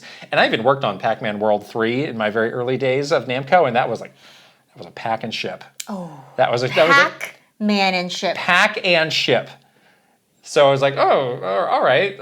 But I actually really liked what I saw of this game. They did a really nice job of updating everything. Like it looks very nice, looks very clean. And I was kind of impressed with the gameplay. The stages are they're more compact because this started as like a PS2 generation game. The stages are pretty compact, but as Pac-Man, you can do a lot of stuff. Like you can jump and you can do a butt bounce, but if you do a butt bounce, you jump a little bit higher. So that's kind of like the way that you can get a little bit higher. Okay. When you're in the air, you can do a flutter jump. You have sort of a normal melee attack. You can also throw the pellets that you get and you can charge it up to make like a pellet bomb. Okay. And then there's also points where you can, so there's another move where you kind of like Sonic, you like charge up and then you shoot yourself out. And there's lots of like ramps, you'll like shoot yourself over a ramp. Jump. Yeah. And then there are points that are kind of calling back to classic Pac-Man where you'll get the pellet and you become the big Pac-Man and you can go around and eat the ghosts. I don't think you can hurt the ghosts otherwise. Yeah. Yeah, so I was pretty impressed with it. It seemed cool. Again, I have no past experience with this game, very little with this series, honestly. But I was like, yeah, like once I get better, like I would actually like to go back and try it out. Play more of this. It seems pretty cool. Yeah, again, I was playing on the Switch too. That version seems great. So, yeah. Cool. Another game that I briefly checked out is the Tourist Deluxe. This is a game that we both played on Switch. This came out of nowhere. So yeah, the Tourist it's just a great hidden gem game. Yeah, I love this game. From Shinin, who is a developer that we always like really have a great experience with their games. For sure. They did most recently Fast Fusion. Which is a great game. On the Switch 2. My beloved Art of Balance. But yeah, the Tourist is a different kind of game that they did on the original Switch. I think it was like maybe 2019. Yeah, it's been a while. Ish. And this is a bit more of like I call it like a top-down Zelda-ish kind of game where you play as this guy who's a tourist in this kind of like, island area and you go on these adventures. But it's got these really interesting like kind of like Minecraft blocky graphics. But I just remember being really impressed playing through that, like the amount of variety of gameplay, just how fun that the gameplay was, like how nice the game looked. There was a lot of personality to it. So now they have this new version, this deluxe version on the Switch 2. It updates the graphics to 4K 60. It's only $5 if you already have the game. Nice. And they have added some new content. I haven't had a chance to look at exactly what the new content is, but I think that's a nice little bonus considering then you can go back to this is like a really good game that more people should check out. Yeah. I think it's $20 if you don't have it yet. I think that's a really fair price for what you are getting. Yeah. I like Shinin, like the games always look amazing. Like this was one that was just like really fun to look at, like especially since you're on like these islands with the water, like the water's just sparkling, like all these effects. I think this was one of our like summer vibe games. Yes. It just really has that like really beautiful graphics, really colorful and nice game. So I hope more people have a chance to check that out. We briefly checked out the shadow dropped Fire Emblem Shadows mobile game. Is a baffling new mobile game that again was shadow dropped in the middle of last week. I think tied to TGS, yes? Was it or just no, for no reason? It just was. Oh. I mean, there's a lot about this game where the answer is it just is. It just is. Okay. So how much of this did you play? Not very much. Maybe like 2 hours? Yeah, that's about how much I played as well. I did not like this game. I'm very confused by this game. I didn't like it. How would you describe what this is? It's like a baby version of Fire Emblem. Meets Among Us. Meets Among Us. Amogus. Yeah, exactly. One person is like a traitor, I guess. And you are doing Fire Emblem-y like tactical strategy things, but it's very light. Yes. It's very like dumbed down almost, which is kind of what you're going for Fire Emblem games for. Yeah, so I think there's like 3 people, or there's a couple of people on your team. Everybody kind of moves on their own, which is one thing. You don't control the movement. You kind of control the actions that they are taking. And then at the end of the battle, you have to pick like, oh, one of your people was a traitor. Was a traitor, yeah. Who was it? And some of those people might have been attacking you in secret that maybe you didn't notice. You kind of have to pay attention to both sides. Yeah. And then after that, you fight the traitor. And depending on whether you identified them or not, it gets easier or whatever. Yeah. Just didn't come across. I just never felt like this was a fun kind of game to be doing, and kind of an odd combination of things to be mashing up. Yeah, I didn't have fun. I thought it was strange. Yeah. Like, I just feel like for Fire Emblem games, you're really going to those games for, like, character and, like, that deep strategy gameplay, and it didn't have any of that. Right. So I didn't really like it. Why could this not have just been a side mode to the current Fire Emblem mobile game? Exactly. That was the question I had. Like, why does this need to be a whole separate thing, new thing that you have dropped out of nowhere? How is this going to gain an audience? How are people going to understand what makes this different? And also, if this is someone's first Fire Emblem experience, like, that's not great. Yeah, what a weird thing to have. This was also, like, first announced on Nintendo Today, which again, it's like, the mobile game, like, the point of a mobile game is to reach beyond just your core fans. The core Nintendo fans. So why are you doing that? I just have a lot of questions about this. There's a lot of things I don't understand. There's a lot of things that it feels like they didn't think about. Though. Right. And we have a lot of like really knowledgeable, experienced Fire Emblem fans in our community, and even they were like, yeah, what is this? I don't know about this. Yeah, I don't understand this. So Yeah. Seems like this is going to have a tough road to really find an audience, stick around, achieve success. And you also wonder, like, what is the impact on Fire Emblem Heroes? Because that game was going strong, I thought. I mean, it's one of the few that is still going, period. So. That's true. Yeah, but I thought that one was actually going well. People liked that game. Yeah. But I don't know. Who knows? I don't know. We have a question about this game later on that we'll be back to. Lastly, we just got in late last night. Thank you, Square Enix, for the Final Fantasy Tactics EVOS Chronicles codes. We got the Switch 2 version. Very excited about this.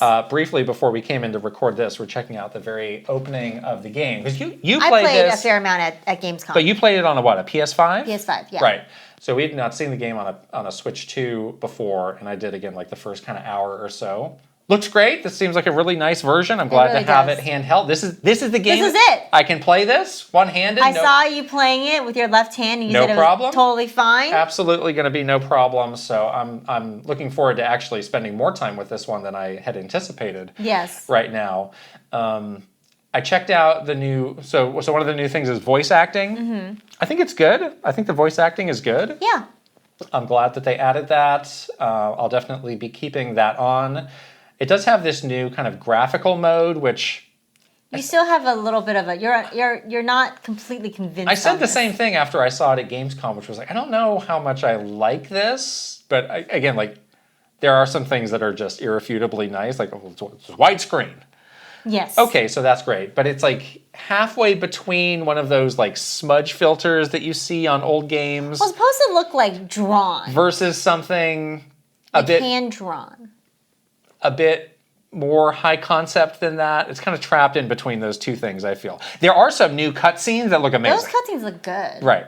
But the in-game graphics, they have it over, because the cutscenes have this like sort of watercolor, and it looks very textured because it looks like you've painted on like a canvas or something like that. Yeah. And in the graphics in game are trying to mimic that. So it has like a textured background, and the little people are sort of like little, I think they look like little block figures. I just don't like, and I know a lot of people don't like it, when you take like pixel art and it just gets smudged up. It's like, oh, here's the HD filter. It's just, we just smudged everything. Yeah, I guess it doesn't really look like pixel art anymore. Right. Yeah, right. you don't get the chunky pixels. Like a blurry mess. So I need to see more. It's a little bit more, but like softened. I don't know if it's great that I've seen this game twice now, and every time I see it, I'm like, do I like this? Yeah, you keep asking. I don't know.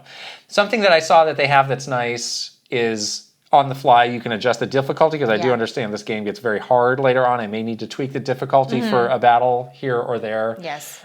People have been really praising the story. I haven't gotten far enough to really experience much of that, since we just started it this morning before we came in to do this. So we'll have more to report on this next week. You'll definitely be playing this. I'm very excited. This game is coming at the right time for you. The right game at the right time for me, since I can no longer play Ghost of Yote, unfortunately. I will be taking the reins of that, literally, instead.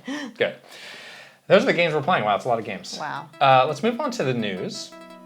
So, like we said, TGS happened, and seemed like a cool show. Yeah, I'm sad to miss it this year. Yeah. It seemed really cool. Saw a lot of reports from people who were there. Seemed like there were a lot of games. Seemed like it was a good time. So let's try and go through some of the big things that happened there. Resident Evil Requiem was there playable.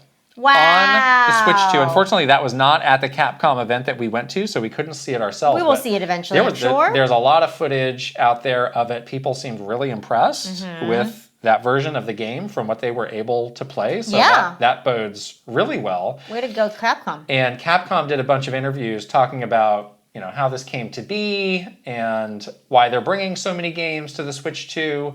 So they said that they actually started off working on Resident Evil Village as the starting game for bringing Resident Evil to the Switch 2. And they said, well, this is going great. This is looking great. And they got psyched up and they said, yes, let's try and do Requiem. Requiem, yeah. So they did that, and then they said, you know what? Let's just do it all. Let's do 7, 8, and Requiem all together. So, wow, they really got a surge of confidence here. Adrenaline. Yeah, out of nowhere. Drank some coffee and was like, yeah, let's do it. Right, that's great. And they did also get asked about this. We pointed this out, too, as being a bit strange. why are all 3 of these games launching on the same day? The same day. Yeah. And they answered, I don't know how satisfactory the answer is, but it was basically, we're going to go from a point where there are 0 games for Resident Evil on the Switch 2. I'll just read it. Yeah. Because again, read the answer.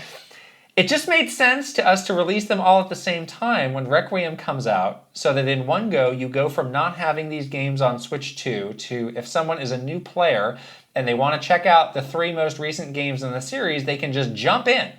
You can go from the new game or start at 7 and go through to 9. Okay. I mean, they just want the library on there. Sure. It seems like. Fine. Yes. Why not? I wonder how many people are going to be, yes, I'm in for 3 Resident Evil games all at once on day 1, but... Might be a huge fan. Sure. Or like, I've missed all these games because they were never on a Nintendo platform, and now it's my chance. It is great that these games are coming out. But yeah, I played 7. For whatever reason, I've never been very interested in 8. I played 7. Despite the large woman? Yeah. 8, I don't know. I don't know. Still a little scared. Yeah, so I'm just going to be going to 9. You are? Well, yeah. You said that you weren't gonna. You said you scared. Well, check it out. That's not, You said you were going to play it on PS5. I did say that, and I don't know. I need to see more of the Switch 2 version. I might need to play the Switch 2 version myself. Oh. I don't know. I'm open to changing my mind on that. With one ear? One earbud very lightly in my ear. In your ear. Almost falling out of my ear. In a room with like 10 people also playing it? There was a lot of Final Fantasy news coming out of TGS, and a lot of it was coming from Naoki Hamaguchi, who's one of the creative leads on the Final Fantasy VII remake games. And unfortunately, one of the details is not going to make a lot of people happy, which is that Rebirth, Final Fantasy VII Rebirth, which is the 2nd game, and then the 3rd game, which is unannounced, there's no title, but they're working on it, and they're talking kind of openly about that.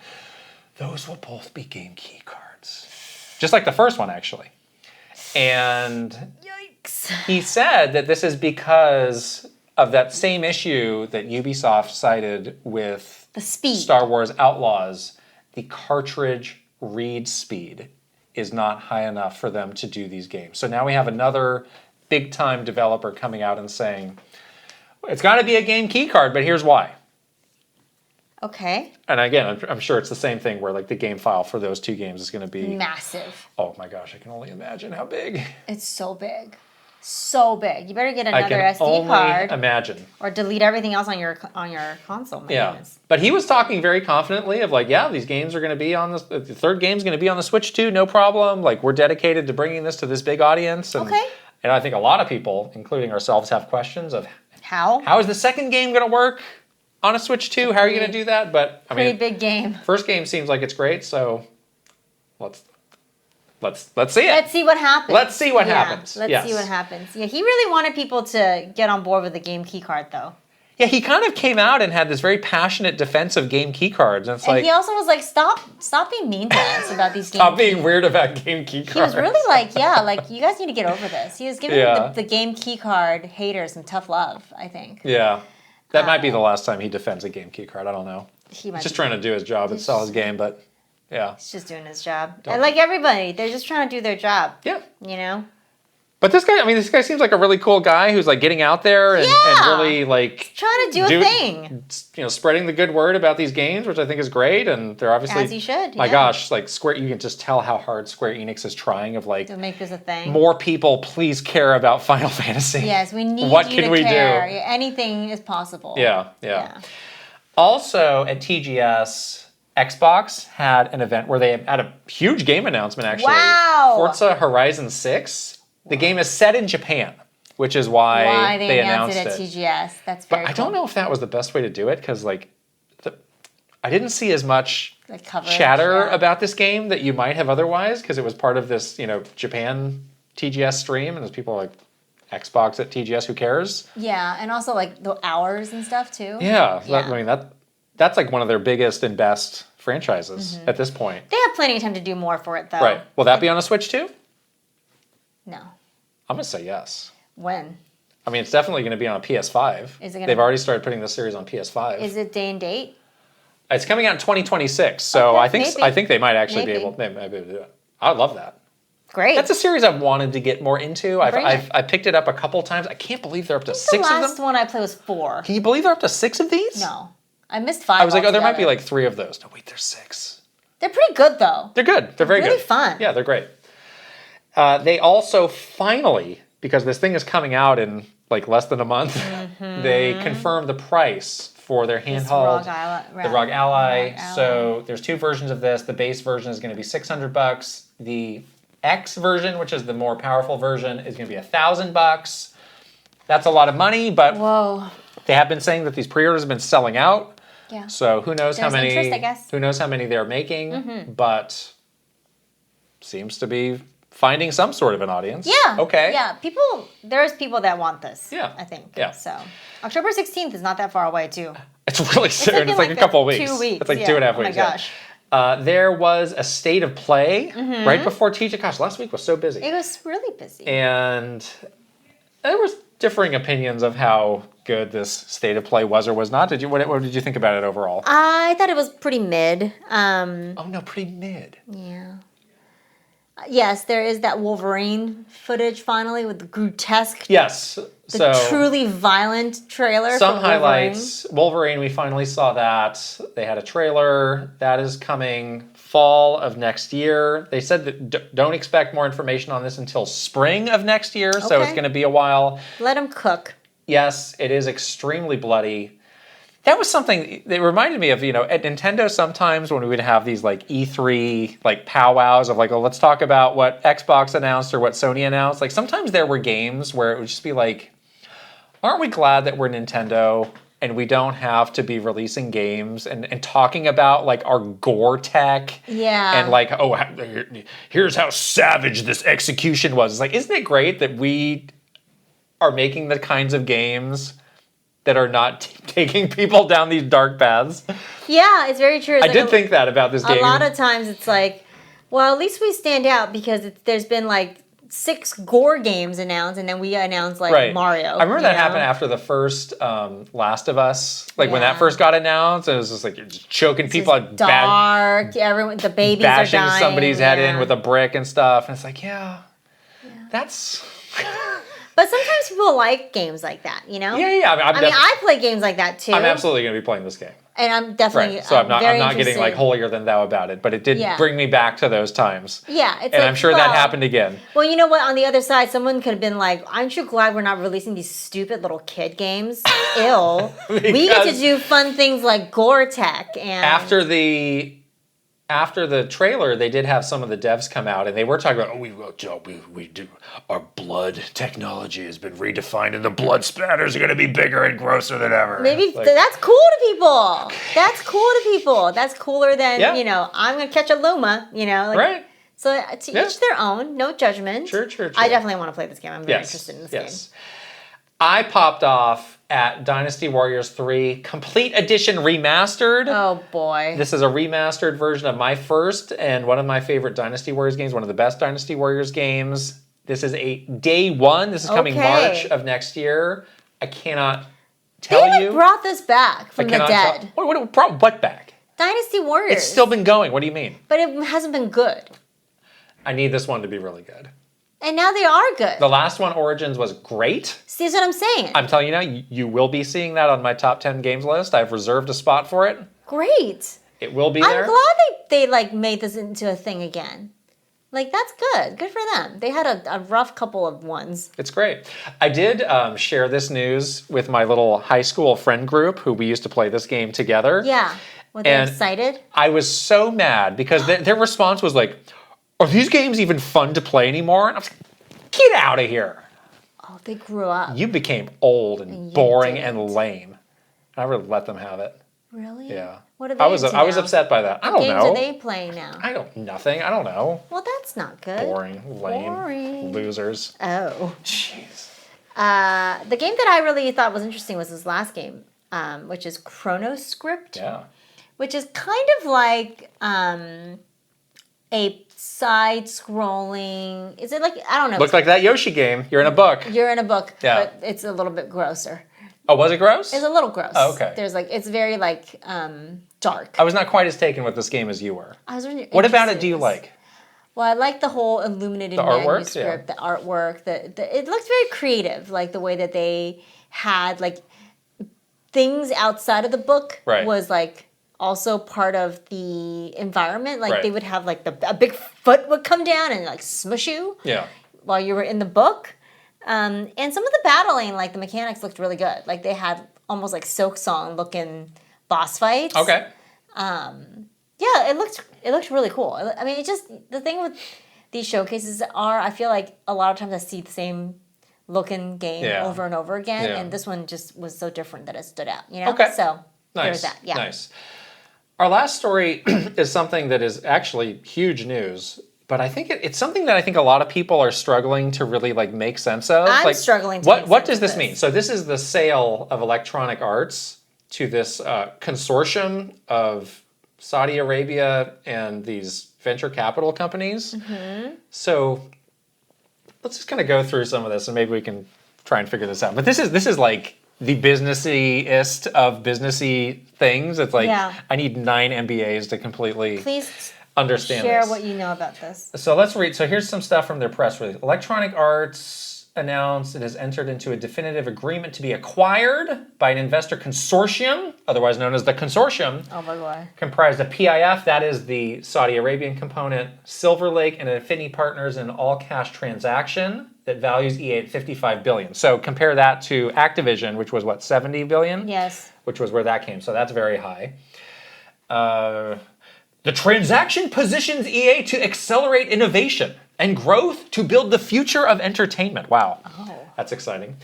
So one of the parts of this is they are no longer a publicly traded company. That's right. They're private. So they are now private. So they are paying, if you had stock stock, you will be paid back $210 per share. per share, which is a 25% premium of what the Okay. stock is now. So it's not bad. basically we're taking this back from you, but we're basically We're giving you cash we're for giving it. you more back. So that's kind of the specifics of it. So it's a money lot. It's a part. lot of money. You know, as was the case with Xbox and Activision. I'm sure this is going to go through a bunch of government stuff. Yeah. This is not something that happens overnight. I found this quote from Matt Piscatella, who's kind of the guy who gets out there from Circana, aka the NPD. I had kind of a similar take as him. His quote is, "I can't say I know what it all means yet, or what this deal will result in when it comes to EA's games and studios. I'd hazard to even attempt to speculate at this point. Of course, leveraged buyouts have a certain history that generally hasn't been great for the acquired companies, but I do not know if that will be the case here given the parties involved." So a big fat I don't know. Yeah, this is different because instead of like, Microsoft acquiring Activision, it was like a gaming company acquiring another gaming company's portfolio. Right. And then they would have sort of more of a say into what that gaming company is doing. This Right. is like investors and non-gaming things acquiring EA and giving them like a cash flow boost. So I do wonder like how involved would the consortium be in this? I don't know. If they don't have the expertise in gaming, does that mean that they won't be as hands-on? Or? We have seen, so Saudi Arabia has been very aggressive in going into gaming, and they basically have like unlimited money, so it's like just buying stuff up. So they did buy some of those, SNK and some of those recent games. They were doing some weird stuff, like Ronaldo, the soccer player, was like in one of those games, and everyone was like, "What? Like, why did this happen?" Yeah, okay. They've also been very active in the world of sports as well, which maybe explains some of that crossover. No, the Saudi Arabian That's what I'm saying. side of That's things. why EA was Which is maybe why interesting to EA them. is interesting. Yeah. But why also maybe you saw Ronaldo crossing over into different types of games. Because they've been like investing in like soccer. They're doing this thing that I saw They brought Tom Brady out of retirement to do a flag football game that like the head coach of the 49ers is coaching. It's like, what in the world is going on here? Saudi Arabian people to Saudi Arabia yes, there's some very strange stuff that they're investing in. So yeah, I just don't know what to make of this. I'm like, it seems like a match made in heaven, considering EA was always like one of the most like profit business driven, hard down to the numbers kind of companies out there. So it's like, oh yes, it's a match made in heaven with some venture capital people. Yeah, so, exactly. But we're all about cash. Right, but I just imagine like there probably will be, it's always like, oh, there was this acquisition, it's great, and then there's like the giant layoff happens. I imagine that'll probably happen. Yeah, I think so. Here, but at least they got their stocks. Yes, the shareholders got their stocks. Oh, good. But who else got a stock? Normal people might have some stock, right? Normal employees. Sure. Anybody who has a stock, you got $210. Yeah. So at least you got that as a payout. Are you sitting on a giant bankroll of EA stock? Is that why you got a big smile on your face? What is this? Kidding, I'm not. I should have been though. But for like how big a story this is, again, like the response seems to be just like, oh, I don't know. Well, because we don't know. Right. You have to wait. It's just a different kind of scenario versus these other acquisitions that we it's a very different scenario. Have seen. So I guess we'll keep an eye on it. You don't know what they're going to do. Yeah. Like you don't know how involved they're going to be. Right. That's the question, is how involved is the investors going to be? Or is it just like, no, we want a foothold in video games and entertainment, and this is why we're investing in this company. Right. We don't know. There's a guy on TikTok that I see sometimes, the private equity guy. He's like a comedian who does a character where he like does this annoying face filter, and he just does this like completely like oblivious, like I'm talking to somebody about private equity, and it's like you want to just like I don't even know what that means. Crash your car off the road kind of stuff. I honestly don't know. Yeah, we never had like that at Nintendo. The type of people we see in the area we live in, though. There's a lot of that. I try to avoid them, but yes, like we never, like you and I never worked for like companies where we had like tons of stock or or like, oh, we're only working for like some startup where you just get paid in equity. Like we never did that, so I wouldn't really know what that feels like. All right, let's move on to questions from our Patreon community. You can check us out at patreon.com/Kit and Krysta. First question is from Baby Chris. I wanted to get your thoughts on something. Do you think developers and publishers are becoming more hesitant to provide review codes because outlets like Digital Foundry focus so heavily on the technical aspects of a game rather than its art direction or gameplay? It feels like in the past, most reviewers shared strong opinions but still countered their critiques around how a game played and felt. Now with such deep technical analysis becoming standard, I wonder if that's changing how studios approach reviews altogether. So, no, go ahead, please. No, please. This is something, when we receive reviews, we will sometimes see if you are planning to publish a technical analysis of this game, please wait until launch day. That's right. We put it in the embargo. Yeah.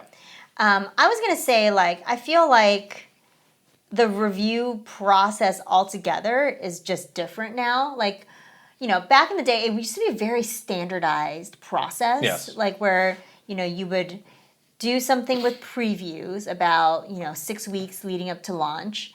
And then about 2 weeks ahead of launch, unless you had a huge, massive game that you wanted people to get a little bit more time with, that's when you would send out a review code. And you can put all sorts of things in the embargo. And you can embargo things like a technical review.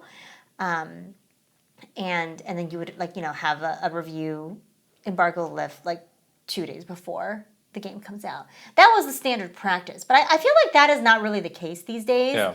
Now, in the age of content creators and, a lot of games do the early access. A lot of games do sort of just a different approach altogether in launching a game. Right. Where the lead up to it is not so secretive anymore. And you kind of know a lot more information than you used to going into a game's launch. So yeah, these days, I do wonder. I still think reviews are important. I think it's important to get that stuff out there before the game comes out. But I just don't think that it's really managed in such a specific way like it was in the past. And I don't think people think well, that's not the only way people are going to get information about this game. Right. You know what I mean? Right. They may already have it. They may have already seen, people doing streams of this game already. So like we're maybe like just kind of covering the same stuff again, right?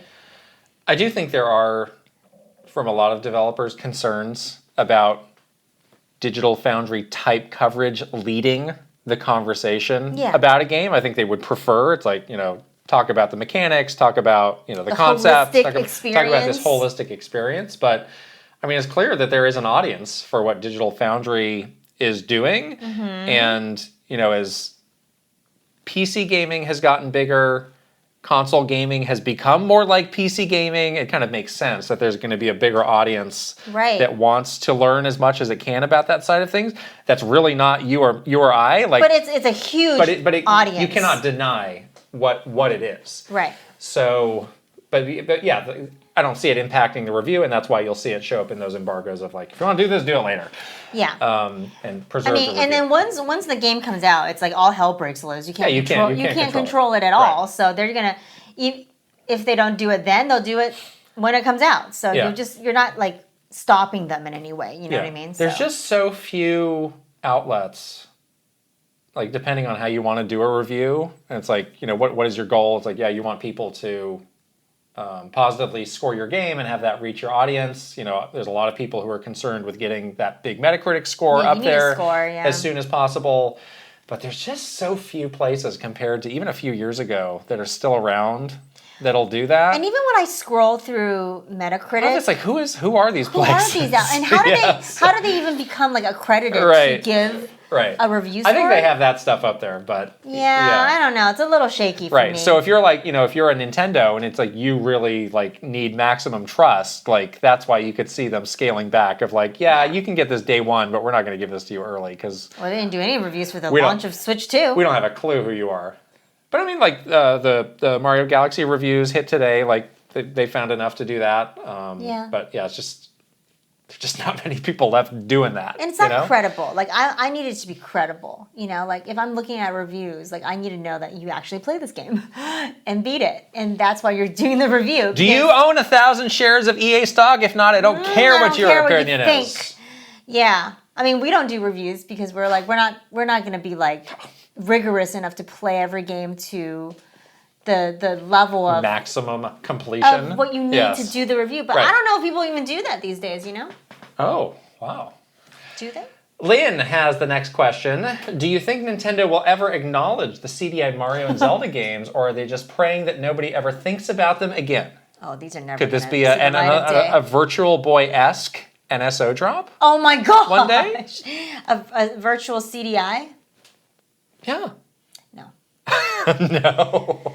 You can't even mention this is a dark, shameful thing. This is very Nobody would get mad at you if you mentioned a Virtual Boy. No, they would think it's funny. Yeah. And people had it on their desk. People had it. But if you mentioned this... This is a dark point for the company. Yeah, you really shouldn't mention this. I mean, Virtual Boy, at least, it was like, okay, this was hardware that we made. These are games that are, some of the games are actually good, but they're just kind of hidden away behind this bizarre concept. Versus here is like, not on a Nintendo platform. We handed over our biggest IPs, and they did stuff that was really weird and dumb with it. So, excuse me, princess. No, I don't think we're going to see that again. We do have a video of us reacting to these games. If anybody wants to see that, I laughed a lot. It was funny. It did lead me down the path towards RZ, which is an actually good game that is based on those games. That's a shout out for RZ if people want to check that out. But that video was fun to do. I had never laughed as hard as I did that day when we played those games. Tusku wants to talk about Fire Emblem. In light of Fire Emblem Shadow's release, how would you manage or change plans for a marketing cycle when it's realized partway through development that the game might be less than warmly received? Would it have depended on just how bad the game was turning out to be? What are the processes around when and how it ultimately reaches this level where such a nuclear response is expected that it's sent out to die as quietly as possible? Everybody 1-2-Switch and Fire Emblem Shadows as examples. Thank you for your experience, expertise, and insight. So you, as the old mobile marketing person, take us through this. So this is really different from a mobile side, though, because... Why not? This is a mobile game. Well, I'm saying like the marketing for it was different from a mobile. Tell us about it. Well, yeah, I'm just saying like it's different than like a everybody 1-2-Switch, because with the mobile games, the whole goal was like, okay, it may not take off now, but it may take off later, And so let's just throw a bunch of money at it and see what happens, which is really the way to do it. Yeah. Marketing-wise. Sure, if you got it. If you got the money, spend it on some paid stuff that can make this into a thing. And yet, that point that you were saying about like how, there was such weirdness in the announcement of this game because the whole point of a mobile game is like, let's try to capture another audience. Let's try to capture an audience we don't have. And that was, when I was working on mobile, that was like the strategy is like we did so many marketing tactics that were all aimed at, they were all like very non-gaming leaning. We were doing stuff that was very much to reach a very different audience than we had. I did a whole bunch of stuff for like Mario Kart Tour that was like paid influencer that was with, creators that we never work with on the gaming side because they had no gaming leanings at all. They were doing like, they were reaching they have massive other audiences, but like other types of audiences. Yeah. And that's what, that was the whole like strategy around marketing for mobile games. And so I do wonder, this game obviously did not get a very warm reception from like core Nintendo Fire Emblem fans because it was not what a core Nintendo Fire Emblem fan wants. But I do wonder if they do try to market it towards like a different audience, would it be better received? And maybe that's the shift right now that they're doing. Like they can, now that the announcement's out there and it's out in the world, they can like turn their attention to the actual, sort of the plan for the game where they're just trying to reach other people. So the takeaway is that the curve for these games is very different, obviously, than a console. Very different. At what point would you say, though, like, say starting last week, how long would they wait to see some sort of improvement before getting really worried? Maybe like 3 months. Oh, 3 months. 3 to 6 months. Okay. You want to see like either, at least stable downloads, stable play time. I don't know. Well, I think it's obvious. It's time for swimsuits. I think the solution is right in front of us, and it's swimsuits. Yeah. Although the characters are not hot. No offense. Oh gosh. Last question is from Hullaballoon. I have been enjoying Pac-Man World 2 Repack, and it got me thinking about Pac-Man as a franchise. You previously mentioned that this is Pac-Man's 45th anniversary and alluded to it being a struggle for Bandai Namco to get people to care much about it. What would you do to revive this iconic IP and ensure it has the bright yellow future it deserves? Oh, the bright yellow future. Yeah. Ramen? More ramen? Did you eat that ramen? I did. Was it good? It's just the chicken ramen. The normal. Oh, it wasn't a special flavor? No. Okay. It was good. It's very nostalgic. Good. Well, I think these partnerships are good for it.